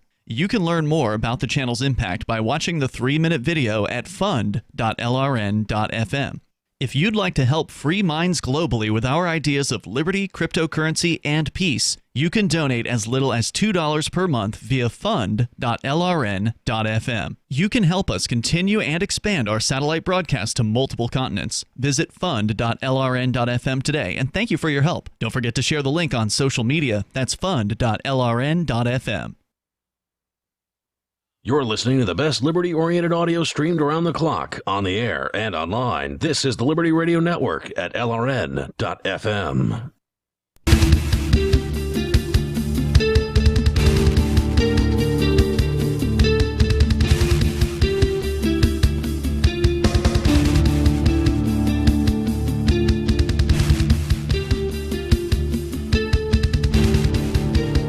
Welcome back. This is the Call to Freedom. Speaking of which, did you know the Call to Freedom has a podcast? That's right, and it's good news for everyone who doesn't like the commercials. Honestly, I sympathize with you, but it is, not within our control. It's what it is. But I don't like commercials either. So I invite you to check out our podcast, which you can find at calltofreedomlive.podbean.com or on Spotify, Google Play Music, or the iTunes Store, Radio Public, and many other places. It comes ad-free, but the caveat is that it obviously isn't live. Once more, that's calltofreedomlive.podbean.com, because Call to Freedom pre-recorded.podbean.com doesn't sound as good. Plus, the website, which is currently down, is calltofreedomlive.com, because somebody selling stupid t-shirts or something owns calltofreedom.com, just like some random person owns Call to Freedom on Twitter, and yeah. And they're not us. No. So anyway, in court on Thursday, Traxler argued that allowing Manning to stay out of jail because she'd taken a principled stand against grand juries would set a dangerous precedent for other witnesses subpoenaed to testify. He said that Manning's opposition to grand juries seemed to conflict with her beliefs about the dangers of government overreach, since grand juries were intended to serve as a buffer between the powers of the government and the people. Yet it was the government and its overreach and taking control of these grand juries that put her in jail. So I don't agree with that assessment at all. Yeah, the prosecutor is just making stuff up at this point. The grand jury, as it exists now, is not a tool of the people to work against government overreach. It is a tool of the government to overreach. And there isn't even supposed to be a judge at these proceedings. but there is. He added that Miss Manning holds the keys to the jailhouse door. Good on him for not misgendering her. I would expect that from the state. Just like, that's what bothers me so much about Chelsea Manning, is that it really doesn't matter what she did or what she's doing or what she's about to do or what she says.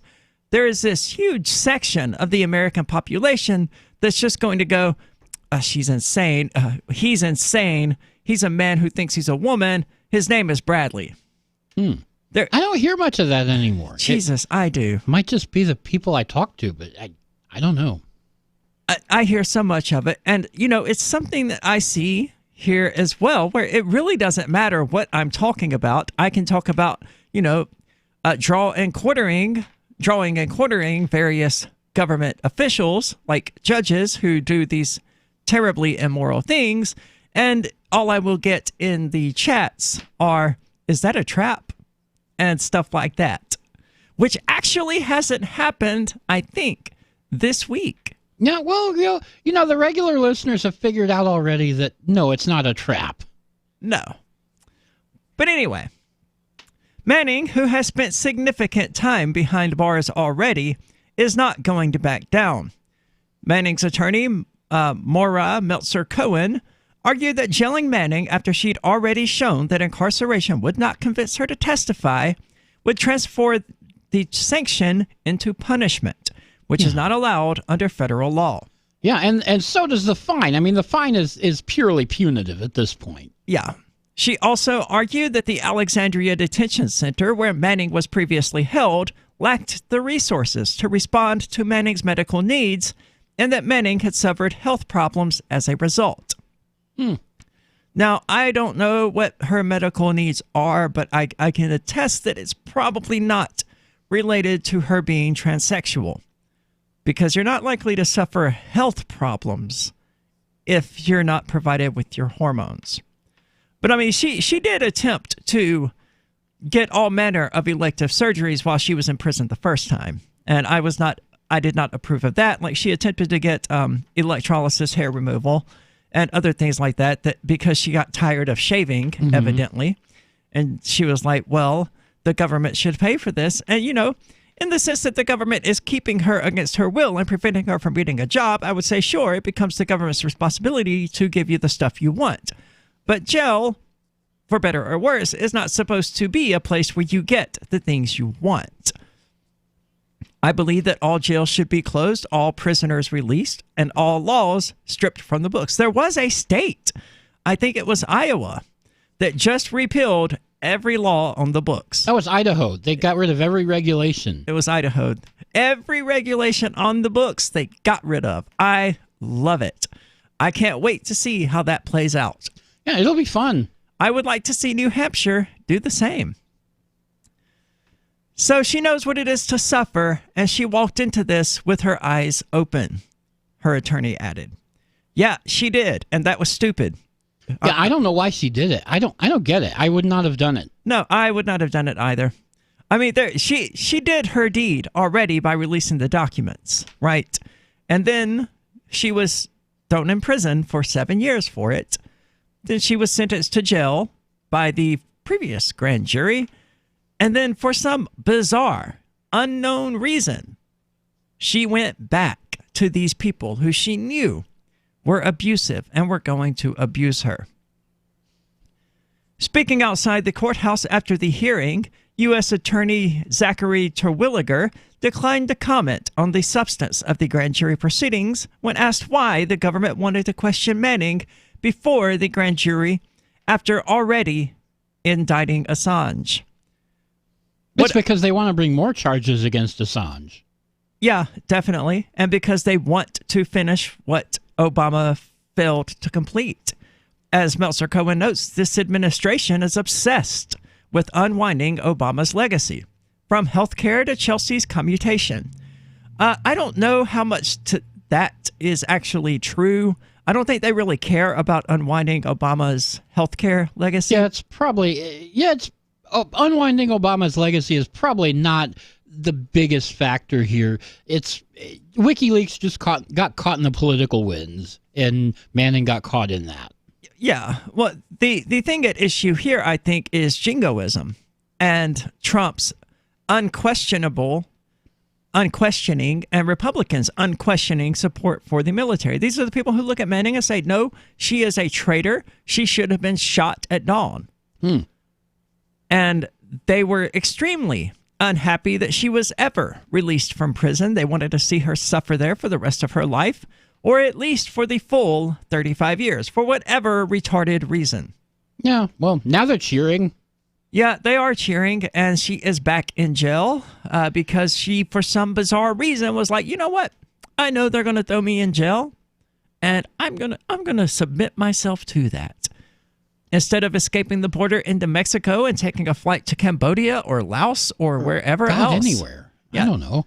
Just about anywhere would be better than the United States. I would prefer one of those country. I would prefer a South American country. Obviously not Venezuela, probably Brazil or Chile or something. But, it does present a problem when, you're leaving the world you know for a world that you don't know.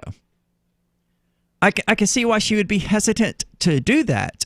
But at a certain point, you do have to make your own decisions. You have to take your life into your own hands, and you do have to stop submitting to the authority that is abusing you. I think given the options, I would choose that strange new journey in a place like Brazil or Chile. Or anywhere. Preferably even Russia. Because that's not a third world country, and they're not going to arrest you on behalf of the American government. That's a good point. I think I would probably try to make my way to Russia if I was in Chelsea Manning's position. Because she did know. That's what's so bizarre about this entire thing. She knew that she was going to go back to prison. She had a week to vanish from the United States, and she didn't. Why in the world did she not? I don't know. I don't get it. It's senseless. It is. It's like she wants to be back in jail. Well, that could be. But anyway, so, that sucks. Chelsea, I'm sorry that the state is pursuing you so relentlessly and that they are pulling out all of the stops in an attempt to coerce you and intimidate you and break you until you finally tell them what they want to hear. Julian Assange, of course, is going to face even worse once they finally get their hands on him here in the United States. He's gonna be sentenced to life in prison. Yeah. I have no doubt about it. There won't be a 25-year sentence for him. No, it's going to be life. And that's going to really suck. I hate that it's going to happen to Assange. Guillotines. We need to bring back the guillotines. Guillotines would certainly help to eliminate this problem. The problem being the state. I think that, it's probably about time when we see this kind of thing going on, it's probably about time to give serious consideration to the guillotines. Hey, I'm LRN.FM Program Director Ian Freeman. If you're listening to our free-to-air satellite feed in North or Central America, heads up. We've been on the Galaxy 19 satellite since 2010. But now our satellite provider is moving LRN.FM to a new channel on a different transponder. The current channel will stay on the air until the end of May to give you time to transition without any loss of service, so don't delay. I've posted the new channel details at sat.lrn.fm, but in case you're listening with no internet access, if you do a blind scan on your receiver, you should see the new channel at transponder 6, 11.8425 gigahertz, horizontal polarization, symbol rate 22,000, FEC 3/4. All that information is at sat.lrn.fm, as well as a link to our Patreon, where you can support our channels for just $2 a month. Visit sat.lrn.fm for more information about our international satellite channels, and thanks for listening to LRN.FM. Now that you've found the Liberty Radio Network at LRN.FM, you may want to help expose others to our great programs. To assist you in doing so, you'll find resources at promote.lrn.fm, including details on how to get a free bumper sticker, quarter-page flyers you can print out and distribute, banners for your website, as well as files that will allow you to make your own custom banners and graphics. Visit promote.lrn.fm and help bring new listeners to the Liberty Radio Network. That's promote.lrn.fm. Did you know that Free Aid is a mutual aid, educational, and networking organization? At Free Aid, we support volunteers who provide first aid. We do outreach to the public about health and safety, and we bring together medically skilled freedom lovers. Free Aid is made possible by your generous support. Donors can receive great gifts like first aid kits, t-shirts, silver dime cards, and hoodies. The Free Aid Silver Dime Card Project is sponsored in part by Roberts & Roberts Brokerage, Freedom's Phoenix, and Don't Tread on Meme. Visit fr33aid.com. More of the Call to Freedom is coming up next, live after the news on the Liberty Radio Network at LRN.FM. This is the Liberty Beat, your daily source for liberty news and activist updates. Produced in partnership with SNLS News and listeners like you. Online at libertybeat.news and snls.news. I'm Mick Murrow with your latest edition of the Liberty Beat. Gold is trading at $1,286, silver at $14.52, and Bitcoin is trading around $7,942. Today's prices are brought to you by InnoScale. Take off with Managed Cloud. Looking for a safe, secure way to store your important files online? Let InnoScale handle it for you. Their high-availability cloud servers are the perfect solution for clients needing one or more secure, scalable servers with built-in hardware failover protection. For details, see them online at innoscale.net. In the news, police have broken into the Venezuelan embassy in Washington, D.C., and arrested 4 protesters from the Embassy Protection Collective. That's according to Medea Benjamin, an activist from the anti-war group Code Pink. Minpress News reports that among the 4 who were arrested during the raid are anti-war activists Kevin Zeese and Margaret Flowers. A U.S. Secret Service spokesman confirmed that it had helped Department of State's Diplomatic Security arrest the remaining Embassy Protection Collective protesters inside the embassy. The activists have been living inside the embassy since April 10th, in a bid to protect it from U.S. attempts to seize the facility and hand it over to supporters of Venezuelan opposition leader Juan Guaido. The group was invited by the embassy's Venezuelan diplomats, who were forced to leave U.S. soil. The Liberty Beat is sponsored in part by Brave Botanicals, high-quality kratom and CBD at reasonable prices with excellent customer service. Brave Botanicals is activist-owned and mission-driven, and believes so strongly in the power of kratom, they're giving it away for free. Just go to freeounceofkratom.com for a free ounce of kratom delivered to your door. Just pay shipping. That's freeounceofkratom.com. This is the latest edition of the Liberty Beat. Find us online at libertybeat.news and snls.news. Your news now continues. A shadowy UK government propaganda unit that privately declares that it works to affect behavioral and attitudinal change among British Muslims has drawn up plans to begin operating in France. The Anti-Media reports the Research, Information, and Communications Unit, which is based at the Home Office in London, generates films, social media, websites, leaflets, and news stories that are intended to influence public opinion while concealing the British government's role in their creation.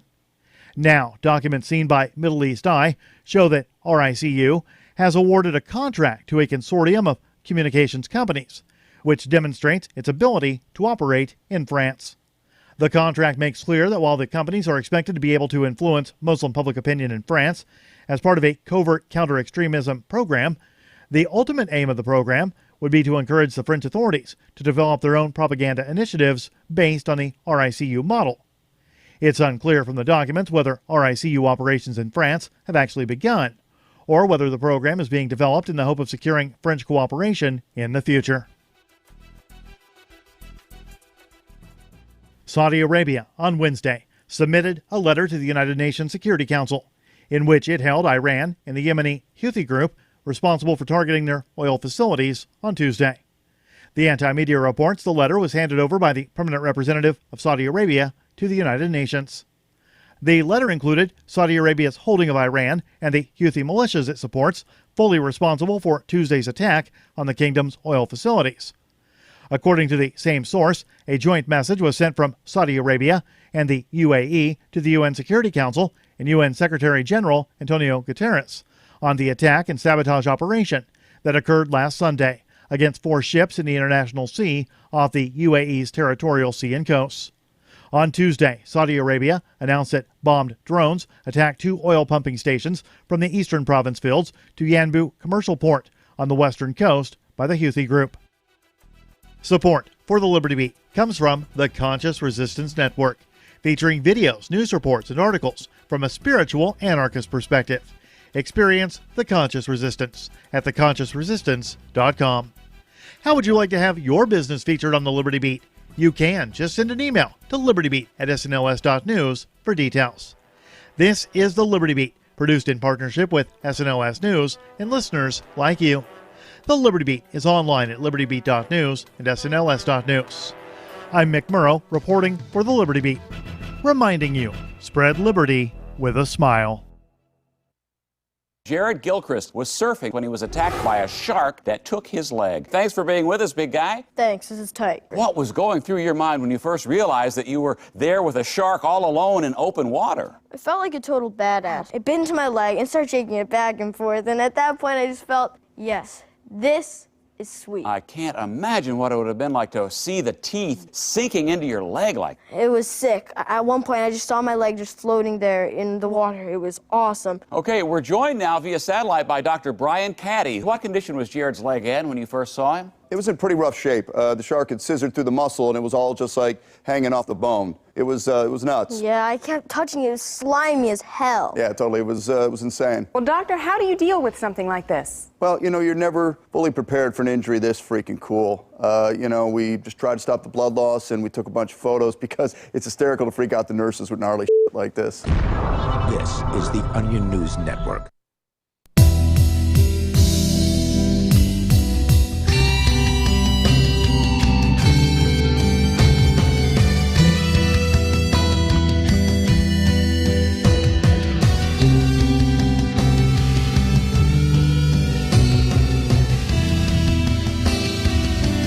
Welcome back. This is the Call to Freedom. Broadcast as always from the Liberty Radio studio here in Keene, New Hampshire. And as always, I'm your host, Ari D'Amesso, composer of the music that you were just hearing, but also author of Beyond Words and Labels, which is slated for a release sometime in mid-July. If you would like to check it out, it's a book on philosophy and how people have no idea how to understand the world any longer because they're peering at it through various words and labels that don't accurately represent the things that they imagine them to represent. It's pretty complex. I've enjoyed writing it. I have not enjoyed editing it, but I did enjoy writing it. And it's probably going to be mid-July. So be sure to check that out. And I'm joined, as always, by Michael Hampton. I haven't written a book, but I have written web apps, and one of those is BitcoinHistory.com. Now, you also brought in a story from the Military Times about the Ninja Bomb, which is a bladed anvil that shreds terrorists with no risk of collateral damage, the Pentagon says. So they say. So instead of exploding in fire, it merely throws out a bunch of blades, right, at very, very high speeds, and somehow has no chance of collateral damage. So they say. Well, yeah, obviously that's BS. Yeah, well, I don't know. I've seen some pictures of this thing that has actually fallen onto a car, and it basically went into the roof of the car, killed the driver, didn't touch the passenger, didn't touch the back seat, didn't even break the windshield. Why not just shoot the guy if they're going to go through that much trouble? Because they'd have to actually go there. They can drop one of these bombs from a plane. It's a stupid way of solving the problem. Collateral damage of indirect fire missions conducted against enemy targets in heavily populated urban centers has long been a criticism levied against U.S. forces. Yes, it has. And rightly so. We have caused a lot of collateral damage. If you look at pictures of Iraq prior to the invasion, or Syria prior to our invasion, then you will find absolute devastation, much of it caused by the United States. But never before, and this sentence is worded so badly, never before has the role of fire support specialists ensuring artillery, air, mortar, and even naval gunfire strikes hit precisely while minimizing the potential of civilian casualties. That sentence hurt my head. Yeah, what are they trying to say? I don't know. They're trying to say that fire support specialists, the people who are responsible for artillery, air, mortar strikes, naval gunfire strikes, and all of that, are not really capable of minimizing the potential of civilian casualties. Okay. They just have no idea how to convey that sentence accurately in a way that the average human is going to understand.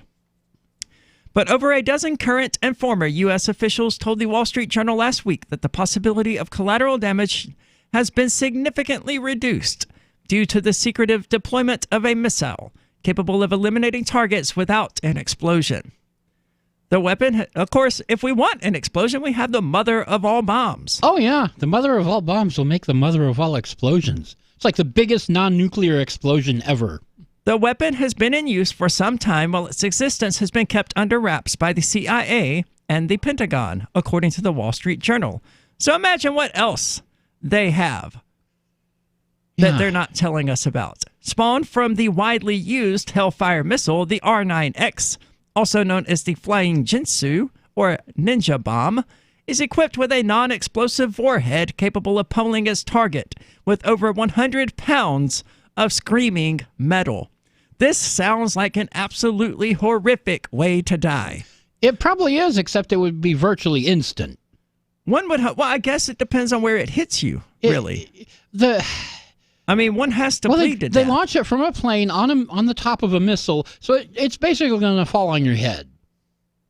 Well, not if you're laying down or something. Well, in that case, it'll fall on your chest, but it'll still in this cut you into pieces. It's more likely to hit your head, but it doesn't sound like it's going to really guarantee an instant kill. Certainly, there are way too many variables about where the blades are going to strike the person to qualify as a regular instant kill. Even without the blades, you've got a 100-pound piece of metal that just drops on your head at faster than terminal velocity. So, well, that's going to kill somebody without the blades, though.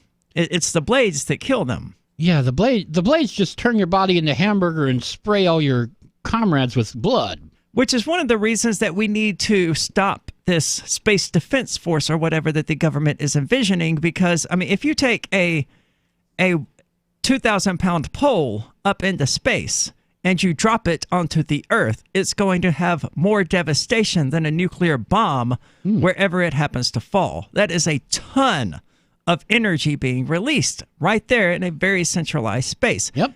They actually used this idea within a video game, one of the stupid Call of Duty games, one of the future warfare games made by Call of Duty. Yeah, it'll happen eventually. And they are absolutely devastating weapons. And they're cheap, and that's the problem. And you don't really have to aim them as much as you do just drop them at the right time, which the government is really, really good at calculating. But the Precision Ninja Bomb is also kitted out with 6 internal blades that can cut through buildings or cars with ease. These long blades deploy in the shape of a halo around the missile moments before it pulverizes its target like a heaven-sent anvil cheese grater. I don't think I would ever, in my most wild psychedelic experience, describe a bomb as a heaven-sent anvil cheese grater. Somebody would. Especially the heaven-sent part. No, this is not sent from the heavens. This is sent from Washington, D.C., which is closer to hell. It is hell. It is the devil that conceived and invented this thing. Axis of evil there. Pennsylvania Avenue. The development of the warhead began as early as 2011 under Barack Obama, who never met a type of bomb that he didn't like. Oh, yeah. This is the guy that won the Nobel Peace Prize for killing people. Well, no. He won the Nobel Peace Prize for making a bunch of promises on the campaign trail that sounded pro-peace. He then betrayed that peace prize and should have had it withdrawn from him. And I still think he should. He is not deserving of it. Yeah, I have no idea why they didn't. Give it to Jimmy Carter again, the only president we've ever had who actually ended wars and didn't start any others, and who has been since doing humanitarian projects since his retirement from politics. Really good guy. Not a libertarian by any means, but a genuinely good person.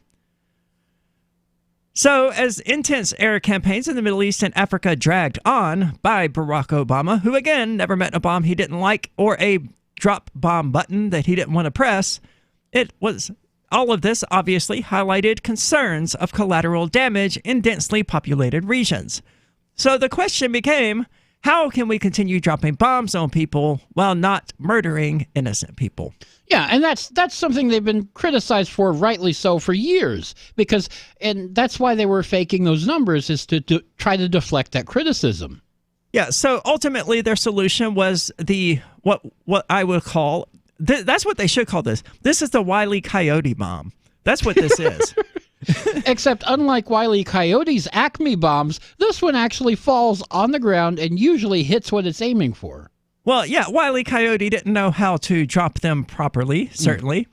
But if he had had the calculus experience in order to do it, he would. But that's what this is. It's dropping an anvil on someone's head. With calculus. That is their solution. It is not the ninja bomb. It is the Wile E. Coyote bomb. You heard it first here on Call to Freedom. That's what you should go out there calling it. It's the Wile E. Coyote bomb. In places like Iraq, Afghanistan, Syria, Somalia, and Yemen, none of which have we declared war on, all of which are we dropping bombs in, terror targets began surrounding themselves with women and children to complicate retaliatory measures. And the United States didn't really care. We continued dropping bombs and murdering them anyway, even when, it involved bombing weddings, Doctors Without Borders, hospitals, coffee school shops, buses. whatever. We didn't really seem to care. Well, the American government didn't care, which is surprising because that is the state. This is the Call to Freedom. There are basically two types of advertising, direct response and branding. Radio's great for direct response with its low cost to listener ratio, but audio can't be beat for branding, which is a longer term endeavor. You want to be the first thing that someone thinks of when they think about your product or service.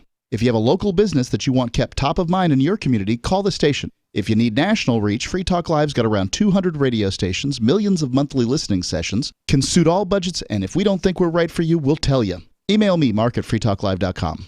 I've been told no in many different ways.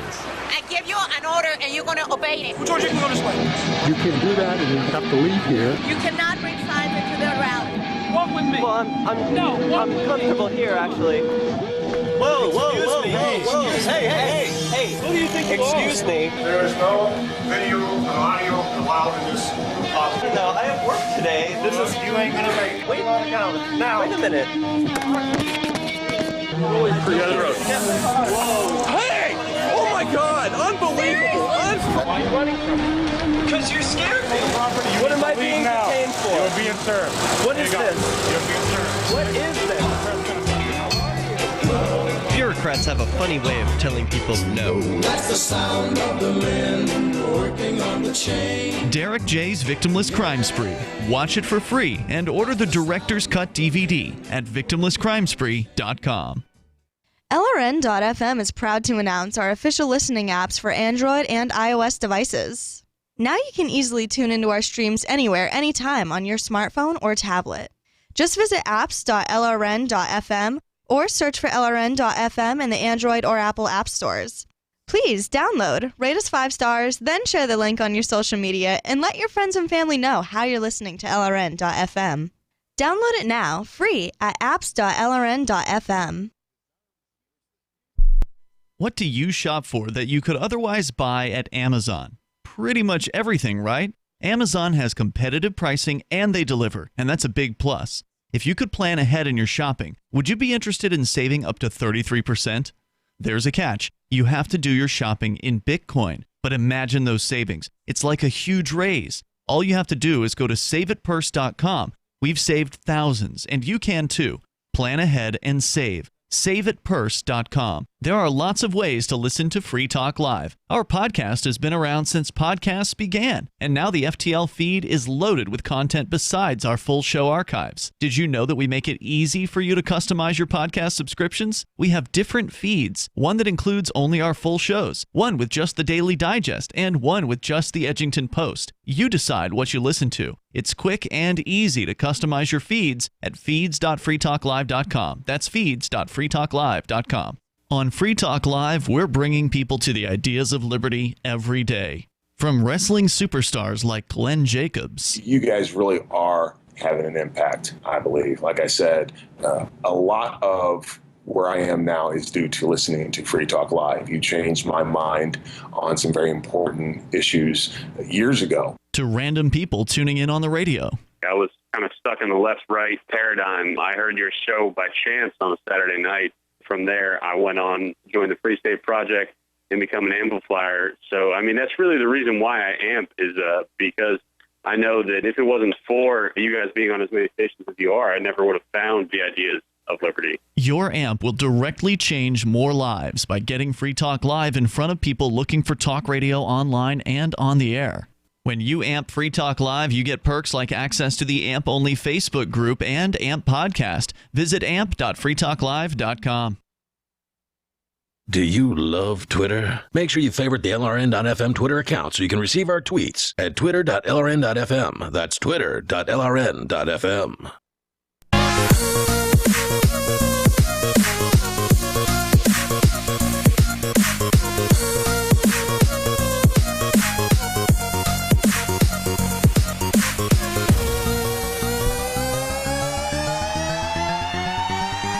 Welcome back. This is the Call to Freedom, and you're invited to give us a call at 603-283-6160. Again, that's 603-283-6160, or you can use the Discord call-in lines if you want clearer quality, which you can find at discord.lrn.fm. Now, we've been talking about the Wile E. Coyote bomb, which is this bladed anvil that the United States government drops on people's heads. And it has nice little blades on it to cut through roofs and cars and things like that. But it is essentially a heavy object that they're simply dropping on people. Yeah, that sounds like what it is. So its uses remains limited because of its designation for eliminating just one or two individuals in a car or compound. It's only been used in 5 total strikes in operations in Iraq, Syria, Libya, Somalia, and Yemen. Once each time, apparently, because there were only 5 total strikes, and there are 5 countries listed. So, with missions targeting larger buildings or groups commonly calling for explosive variants. One such strike was carried out in January 2019 on the terrorist accused of orchestrating the deadly USS Cole bombing. They finally getting around to finding that guy? That was 2000. Well, they're getting around to killing someone who they said was responsible for it. That's about the furthest I'm going to say on the subject. A longtime al-Qaeda operative who was on the FBI's list of most wanted terrorists was reportedly driving alone in Yemen when the R9X, the Wile E. Coyote bomb, fell from the sky, mangling the vehicle and its driver's seat contents. That is a really shocking way to say the person inside. The driver's seat contents got mangled. the driver's seat contents used to be a person. That is an entirely new way of euphemizing about... Dehumanizing. No, I meant euphemizing because that's ultimately what it is. It's just putting out a deceitful euphemism to hide the reality of what they actually did. They mangled this person. He was not driver's seat contents. He was a person. He was a person. Crimes committed or not, still a human being. Speculation swirled following missions like the one conducted against al-Badawi. The report said, as after-action photos showed no signs of scorched earth or burning vehicles typical of a Hellfire missile strike. So precise is the munition, one former official told the Wall Street Journal, that a target riding in the passenger seat of a moving car could be eliminated without killing the driver. And you say you've seen a video of exactly that happening. Yeah, there was a picture. I saw the picture of the what happened after that. Well, it's not in the article that you provided. I don't think it was in the article, but I'd found it on the Facebook story I got this article from. And because the Wile E. Coyote bomb's design was for the express purpose of reducing civilian casualties, it is both cost and time effective as drones do not have to linger while awaiting clearance of civilians. Multiple officials said the U.S. government should have publicly disclosed the Wile E. Coyote bomb when it was first developed to illustrate to the world a willingness to minimize civilian deaths. Yeah, that probably would have been a nice PR win for them, but no, they like their secrets. If we publicly disclosed it to the rest of the world, then we would have to start using it. And that's not what they want to do. They only used it 5 times since it was invented, even though it's probably more cost effective than the Hellfire missile. And there were probably more than 5 occasions where they could have used it. Oh, there were absolutely going to be more than 5 occasions. So that's the Wile E. Coyote bomb as invented by the United States government, because if there's one thing the government does well, it's inventing new ways to kill people. Yeah, well, that's what all governments do well. It's the only thing governments do well. Well, they also oppress their people really well. Well, that goes along with killing them. Well, Oppression, not necessarily. killing, there's a big difference. If you kill your population, then you're no longer a ruler. Yeah, true. You have to oppress them to keep them under your boot, and you have to... Well, sometimes you do have to kill a few of them. You have to kill just enough of them to keep the rest of them from running away, from rebelling, as they're learning in Venezuela right now. But there's other stuff going on in the world. Coming to us from The Independent, a rogue doctor has given hundreds of people HIV using a contaminated needle. What? Yeah. Now, luckily, this did not happen in the United States. I like to think that something like this probably could not happen in the United States because of various checks and balances in the medical industry, with nurses and nurse practitioners actually being the ones to give shots on most occasions. And you can usually see them discard the needle into the box right when it happens. Mm-hmm. But this is coming to us from Pakistan. More than 500 people have tested positive for HIV in southern Pakistan in an outbreak that local officials have blamed on a rogue pediatrician. What? So he wasn't just infecting random Pakistanis He was with infecting HIV. kids? He was infecting kids with HIV. Almost 14,000 individuals have now been screened in the district outside Larkana, where the sudden spike at HIV incidence was first detected. Of those testing positive, 410 are children. Dr. Miman told Pakistani newspaper Dawn, he said that another 29 patients tested positive in the most recent round of blood screening on Wednesday at the main hospital outside of Larkana. So 500 people tested positive for HIV. 410 of them were children. Yes. Am I getting this right? Which is what you would expect from a pediatrician who was intentionally infecting people with HIV. Yeah. A doctor accused of infecting his patients through repeated use of a single contaminated syringe remains in custody since the outbreak was first reported in late April. Dr. Muzaffar Gangaro, who officials said is himself living with HIV, has been charged but denies the allegations. So, it sounds like, that's not relatively uncommon among people with HIV. They decide that, if this disease is ultimately going to destroy their lives, then they should infect as many people as possible. What? I don't understand this mentality. Well, we're not going to. We're not going to understand vindictiveness because we're not vindictive people. But it was especially an issue in the LGBT community during the 90s, and you still have it today, although it's increasingly rare, where people with HIV will intentionally and knowingly infect people with HIV.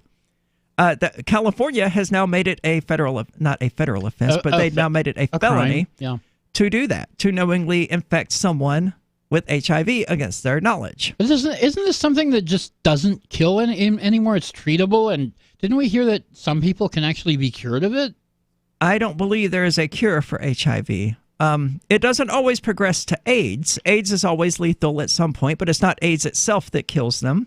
They get pneumonia or something like that. Their bodies can't fight it off, and they die from that. Right. So HIV and AIDS directly don't necessarily kill anyone, but you can suppress HIV. I do seem to recall something about HIV suppressant when we were covering it during the STD shaming thing back when I had chlamydia. But I don't think you can actually be cured of it. But I think that it could be suppressed to the point where they were no longer infectious or something along those lines. I don't recall because I don't have it in front of me. And this was a long time ago. There is a sort of vaccine for HIV called PrEP. It's super expensive, and it's a lot cheaper to just strap one on. Suit up, really. Yeah. That's the best way to avoid getting HIV. This is the Call to Freedom. Don't go anywhere. Condoms save lives. The Free State Project has reached its goal of 20,000 liberty lovers who've pledged to move to New Hampshire and get active to achieve liberty in our lifetime. Perhaps you're trying to figure out what part of New Hampshire should be your destination. If so, consider Keene. You'll find more than 150 reasons to move to Keene at move.freekeene.com. Keene is famous for its historic, publicity-generating activism, as well as being the liberty media capital of the world. It's home to freekeene.com, New Hampshire's destination for liberty activism, news, and opinion. For years, we've been compiling over 150 reasons to move to Keene at move.freekeene.com, where you'll learn about some of what's happening here and what makes Keene a great place to live. If you love liberty, you'll probably enjoy anywhere you end up in the Shire. But do your due diligence first. Please visit move.freekeene.com for the full list of over 150 reasons to move to Keene. That's move.freekeene.com. Looking for a great real estate investment? Consider New Hampshire, which is ground zero for the Liberty Movement. Your first call should be to Mark Worden from Porcupine Real Estate. He's more than just a real estate agent. He's your New Hampshire concierge. Where are the best places to live? Do you want farm, city, the burbs, or forest? Do you want a duplex or multifamily building so that renters pay your mortgage? There are homes in all price ranges in New Hampshire, and Mark can help with financing too. Invest in liberty and property. Mark Worden can help. PorcupineRealEstate.com. This is Michael Dean from the Freedom Fiends. I've run websites since 1996 and have used over a dozen web hosts in that time. AgristHosting.com is the only one that hasn't broken my heart. Agrist Hosting's uptime and service is stellar, and their DDoS mitigation is the best I've seen. That's important because if you tell the truth in this world, you'll ruffle feathers. And some people will try dirty tricks to silence your voice. No matter what the haters hit us with, Agrist Hosting keeps our websites online. If you have a mission-critical commercial presence or a world-changing activism site, you cannot tolerate any skullduggery. So go with agristhosting.com. Have a WordPress or blog site, but you're not satisfied with performance or uptime? Or just want raw hosting? Want to pay with Bitcoin? Agrist Hosting specializes in high-performance hosting with personalized service. Go to agristhosting.com and click on the button that says Get Hosted. That's agristhosting.com. LRN.FM now has a Discord. Discord is a free text and voice chat platform, and we now have our own server with a bunch of channels at discord.lrn.fm. You can join other listeners as they chat about various things during our live shows, or anytime, day or night. Discord software is available cross-platform, so you can have it on whatever device you want and take your chats anywhere. Join our Discord at discord.lrn.fm. That's discord.lrn.fm. We have some good news. The indictments against Ross Ulbricht in the District of Maryland were dismissed with prejudice, meaning they can never be refiled. This is especially good because those indictments contain the only charge ever made that Ross engaged in murder for hire. This was a serious allegation that Ross Ulbricht denies. It was never prosecuted or ruled on by a jury, but was trumpeted by the federal government and the media as if it were proven fact. The Maryland court held these indictments for almost 5 years, poisoning Ross's case and leaving him under a cloud of unproven allegations. As explained in Ross's appeal to the Supreme Court, the fact that the judge used these allegations to give Ross a draconian sentence of double life without parole violated his Sixth Amendment right to a jury trial. Judges are required to issue sentences based on convictions decided by a jury, not unproven allegations never even charged at trial. Although this is a positive development, the dropped indictment will not set Ross free. Now, a presidential pardon is Ross's only hope of freedom. Sign the petition at freeross.org. freeross.org. You can put the Liberty Radio Network on the air in your area. Visit broadcast.lrn.fm to learn how. Broadcast.lrn.fm. Oh,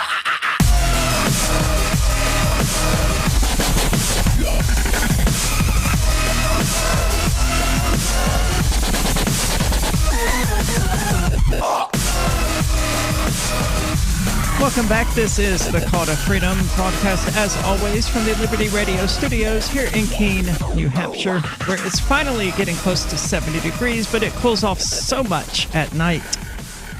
It's not what I'm used to. I'm used to, it being, if it's 70 degrees during the day, it's going to be 64 degrees at night. Warm and humid. Yeah. But, not necessarily warm, because, decent, I would say. I would characterize as 64 to 70 degrees. But the humidity certainly holds the heat better than not having that high of humidity. And New Hampshire is relatively humid, but not like Mississippi humid. days. It's been dry a lot lately. Well, I mean, Mississippi on average, has like a 70% humidity. New Hampshire is on the average whole South is a swamp, though. Not really. Just about.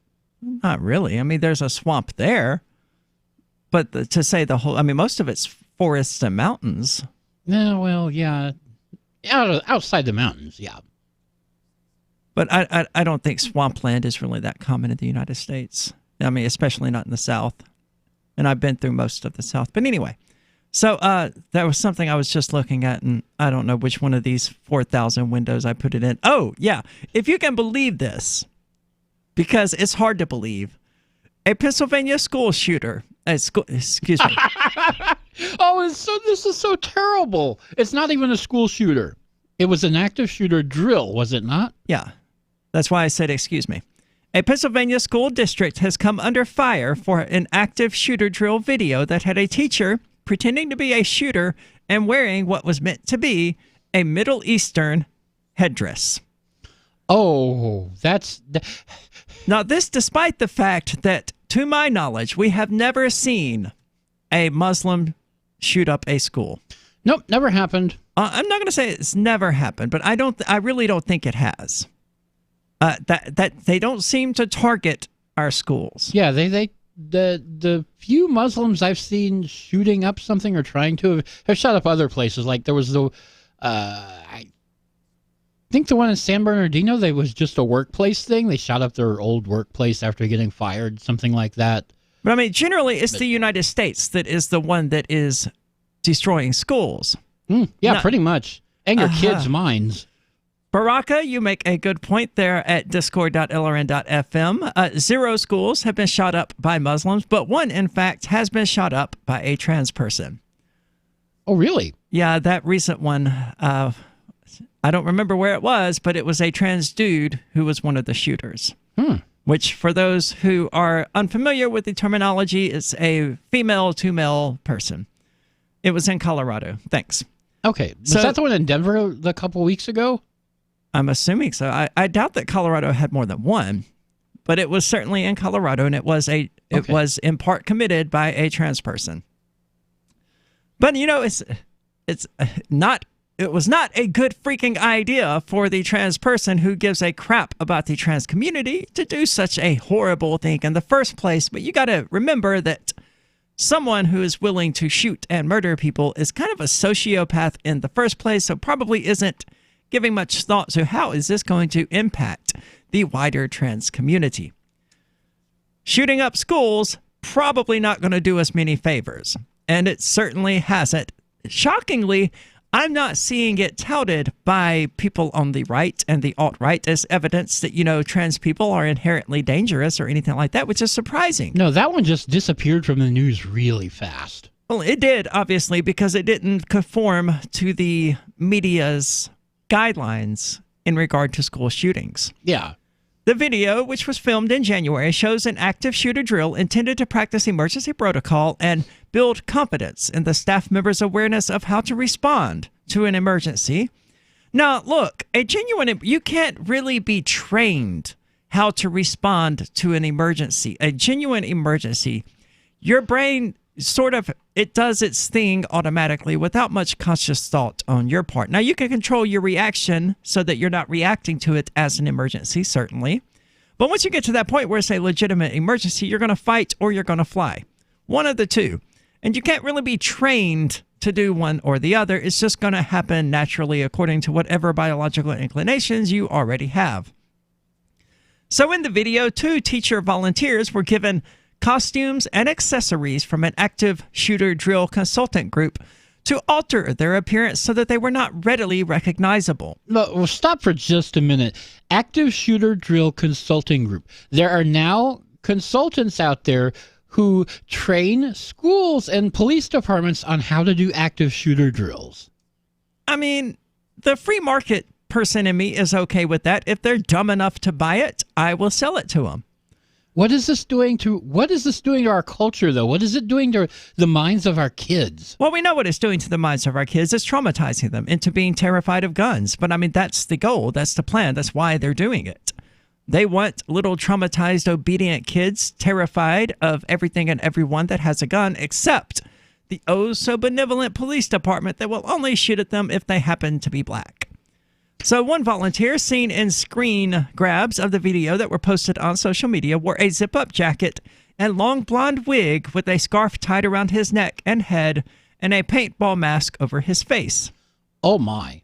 During the roughly 7-minute video, what appeared to be an armed police officers confront the man in the headdress, pointing their weapons at him. Now, I haven't seen the video. I guess I'm going to have to watch it real quick because what they just described did not sound like a Muslim headdress to me. It sounds like they made the guy up to be able to. Why is this video about LGBT stuff and Chick-fil-A? What in the crap the hell? That's absolutely ridiculous. No, it's the video associated with the article, and it's about Chick-fil-A. That doesn't make sense. But they do have a sort of picture of it here, and I got to be totally honest. It really doesn't look like it was supposed to. Okay, yeah, it does. What I gathered is they were trying to make him look like a woman wearing a hijab.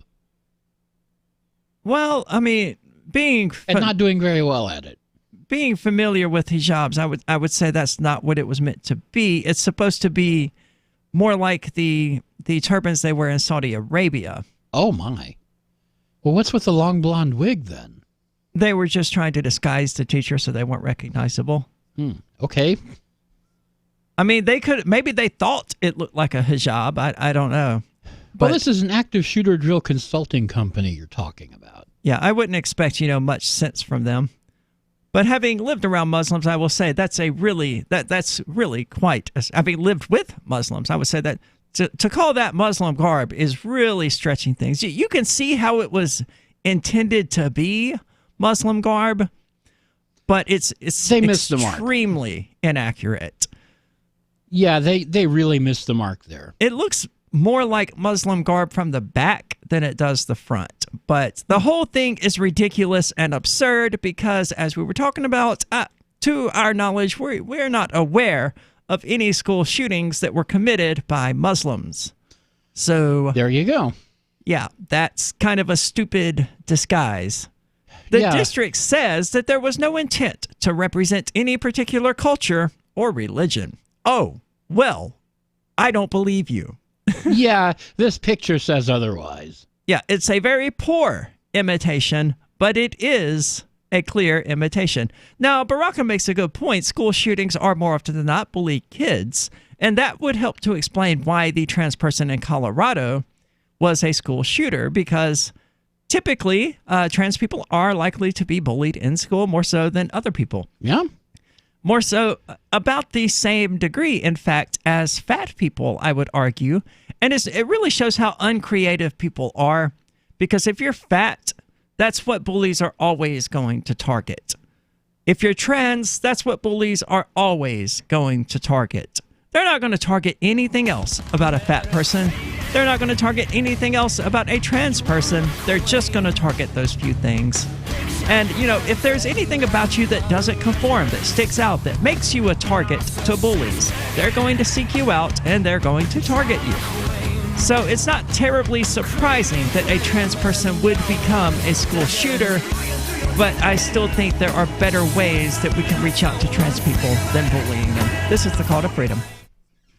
Are you tired of governments murdering people around the world? Stop using their money. There is an alternative. Bitcoin is a stateless, free market, non-political currency. Bitcoin cannot be inflated or controlled by any government. By using their money, you're helping the state. Stop doing it. You have an incredible alternative available now. Learn it, use it, spread it. Get started with Bitcoin at Bitcoin.com. That's Bitcoin.com. Is spreading the message of liberty, cryptocurrency, and peace around the globe worth $2 per month to you? As you may already know, in addition to our internet feed, LRN.FM broadcasts on free-to-air satellite across North and Central America, as well as Sub-Saharan Africa. And we've been available on satellite for free 24/7 since 2010. The LRN.FM free-to-air satellite signal is reaching some of the most oppressive regimes in the world, and there's no doubt our ideas are making an impact. You can learn more about the channel's impact by watching the 3-minute video at fund.lrn.fm. If you'd like to help free minds globally with our ideas of liberty, cryptocurrency, and peace, you can donate as little as $2 per month via fund.lrn.fm. You can help us continue and expand our satellite broadcast to multiple continents. Visit fund.lrn.fm today, and thank you for your help. Don't forget to share the link on social media. That's fund.lrn.fm. The LRN.FM social media channels have been revamped. We've eliminated Facebook and focused on other platforms like Twitter and Mastodon, the decentralized alternative to Twitter. On our accounts, you'll find posts from multiple LRN.FM show hosts together in one place. Follow us on Twitter at twitter.lrn.fm, or better yet, move to the decentralized Mastodon social media platform at toot.lrn.fm, toot.lrn.fm. I think you'll like it. So you've signed the Shire Society Declaration and are planning your move to New Hampshire to be around more liberty-oriented people. Next, sign up for the Shire Society Forum at forum.shiresociety.com. There are a bunch of people there who are already in the Shire, and they want to meet you. If you're already in the Shire physically, you should also come by the forums. Remember, not everyone uses Facebook. New people are signing up for the Shire Society Forum every month, so drop in and say hello at forum.shiresociety.com. Imagine someone in your community getting in their car, turning on the radio, and hearing the Liberty Radio Network. You can make that vision a reality with your own micro radio station. Visit broadcast.lrn.fm to learn how you can put our programs on the air in your area. You can have LRN.FM running around the clock, and you can even add in your own local shows. Building a radio station is simple, but programming isn't. That's where LRN.FM comes in. Learn more at broadcast.lrn.fm. That's broadcast.lrn.fm. Hey, I'm LRN.FM Program Director Ian Freeman. If you're listening to our free-to-air satellite feed in North or Central America, heads up! We've been on the Galaxy 19 satellite since 2010, but now our satellite provider is moving LRN.FM to a new channel on a different transponder. The current channel will stay on the air until the end of May to give you time to transition without any loss of service, so don't delay. I've posted the new channel details at sat.lrn.fm, but in case you're listening with no internet access, if you do a blind scan on your receiver, you should see the new channel at transponder 6, 11.8425 GHz, horizontal polarization, symbol rate 22,000, FEC 3/4. All that information is at sat.lrn.fm, as well as a link to our Patreon, where you can support our channels for just $2 a month. Visit sat.lrn.fm for more information about our international satellite channels, and thanks for listening to LRN.FM. Help get LRN.FM into more ears. Visit promote.lrn.fm for a free bumper sticker, flyers, banners, graphics, and more. Promote.lrn.fm.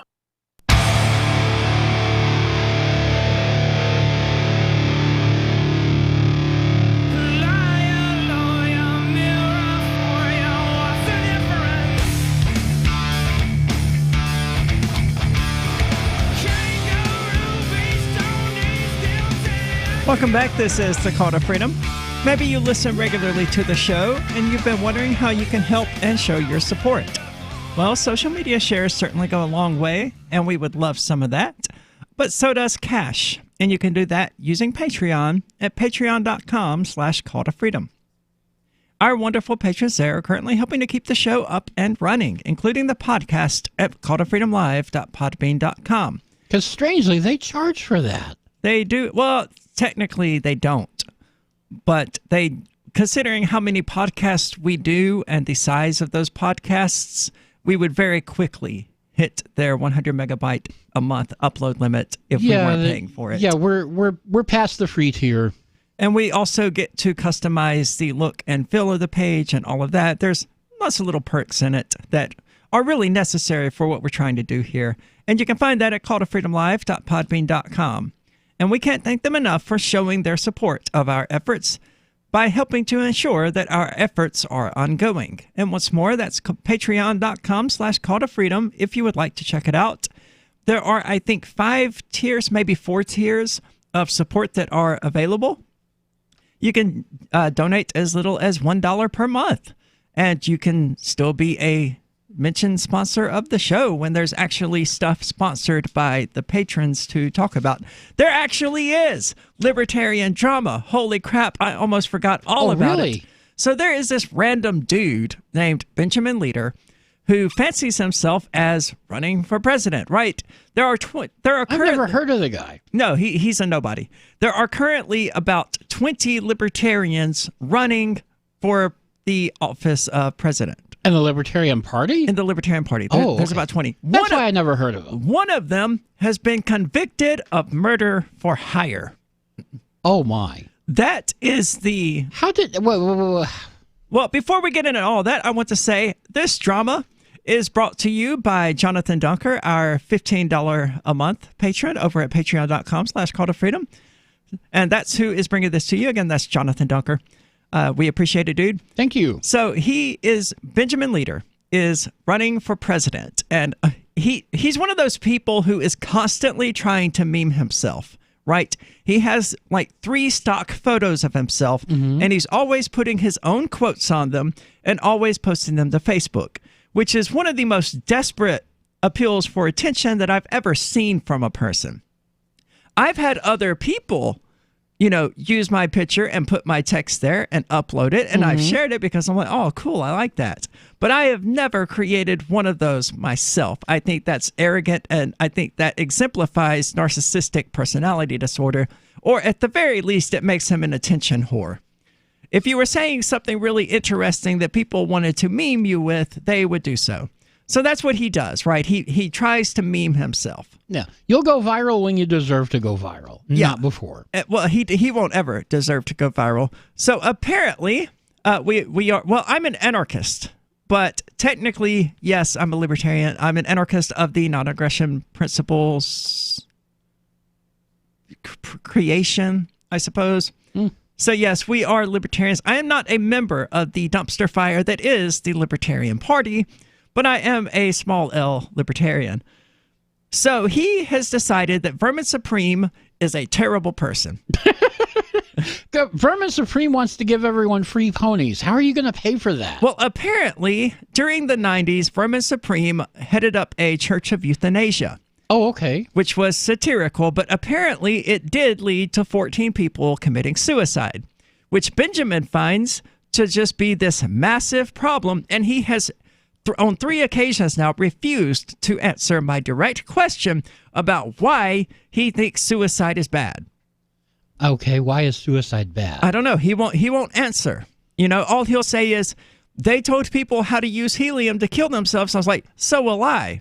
If somebody's going to kill themselves, that's the way to go. It's painless, it's quick, it's basically instant. It doesn't make a mess, and it's the real deal. It's not one of those plea for attention kind of things. No, don't do that if you're trying to get attention. So I recommend helium to people as a suicide method. Am I evil now? Yeah, you're Dr. Kevorkian. But of course, I'm also pro-suicide because I think the right to end one's life is a necessary extension of one's ownership of their own life. If you believe that a person cannot end their own life, then you believe that their life belongs to you or to whoever in society is enforcing that opinion for you. Now, obviously, he argues from the position that someone who commits suicide is mentally ill. So possibly, I pointed out to him that mentally ill is a point of view. Plenty of people, among them Jonathan Dunker, sponsor of the show that sponsored the Libertarian Drama. Many people consider myself to be mentally ill. I don't believe that I am, but sure, according to their worldview, according to their perspectives, I'm mentally ill because that's all it is. It's just a set of norms and standards to which a person subscribes and characterizes as mentally ill anyone who doesn't. And there are people that call libertarians mentally ill. Yeah, but I mean... That's their perspective. We think it's wrong, but... Yeah, and I think the perspective that people who want to kill themselves are necessarily mental ill is also wrong. To me, it's not indicative of mental illness that a person wants to kill themselves. It's just indicative of a desire to no longer be alive. And that is not necessarily insane. In fact, I would argue that not wanting to be alive is probably a rational and justified feeling in regard to the world as it stands today. That's my perspective on the issue. But apparently, he's taking this huge issue with that, and he's just throwing it out there almost constantly, these attacks on Vermin Supreme. Good God. The dude used Jerry Springer Show, the Jerry Springer Show, as a source for his ire with Vermin Supreme. What does the Jerry Springer Show have to do with Vermin Supreme? Apparently, at one point, the Jerry Springer Show did an episode about the Church of Euthanasia. Okay. And apparently, Benjamin Leader finds the Jerry Springer Show to be a reliable source of information and actually said, you need to watch this so you learn the truth. The Jerry Springer Show is daytime entertainment, and half that stuff is fake. Oh, all of it's fake. I don't think any of it's real, is it? Well, I don't know. So I think a lot of it's exaggerated. Well, certainly. It's at the least exaggerated, but it's certainly not real. Springer. Yeah, it's a show, right? And it has to be entertaining. If you're going to source someone and try to convince to someone that, Vermin Supreme is an evil person, the Jerry Springer Show should not be your source of information for that. But it was. So I said, this dude seriously just cited Jerry Springer. We might as well cite The Onion while we're at it. Yeah, I mean, if you're taking The Onion seriously, you've got a problem. Yeah, and if you're taking Jerry Springer seriously, you have a problem. It's Jerry freaking Springer. It's not meant to be taken seriously or literally or truthfully. It's entertainment. It's not news. So that appears, but there are news articles suggesting that people who visited the Church of Euthanasia's website and forums were given advice on how to commit suicide, and they did pursue it. And there were 14 of these people. Again, I would ask the question of who cares? Why is it your business whether or not someone wants to end their own life and whether or not they have access to information that allows them to do it painlessly and without enormous amounts of trauma to whoever happens upon their body? Obviously, yes, they could just shoot themselves in the head with a shotgun and they could traumatize everyone who has to come clean up that mess. Everyone would be traumatized. Here's a helpful hint. The cops do not clean up the blood when they take away the body. No, the family has to do that. Or whoever buys the house afterward. But usually the family. But yeah, I was actually in a house at one point where a dude had shot himself in the head with a shotgun, and there was blood stained on the floor. I didn't know what it was from, and it wasn't until long after the fact that I learned that it was from a dude who shot himself in the head. But yeah, the cops don't clean that mess up. They'll clean up the body, right? They'll take away the body. But, EMTs and people like that will take away the body.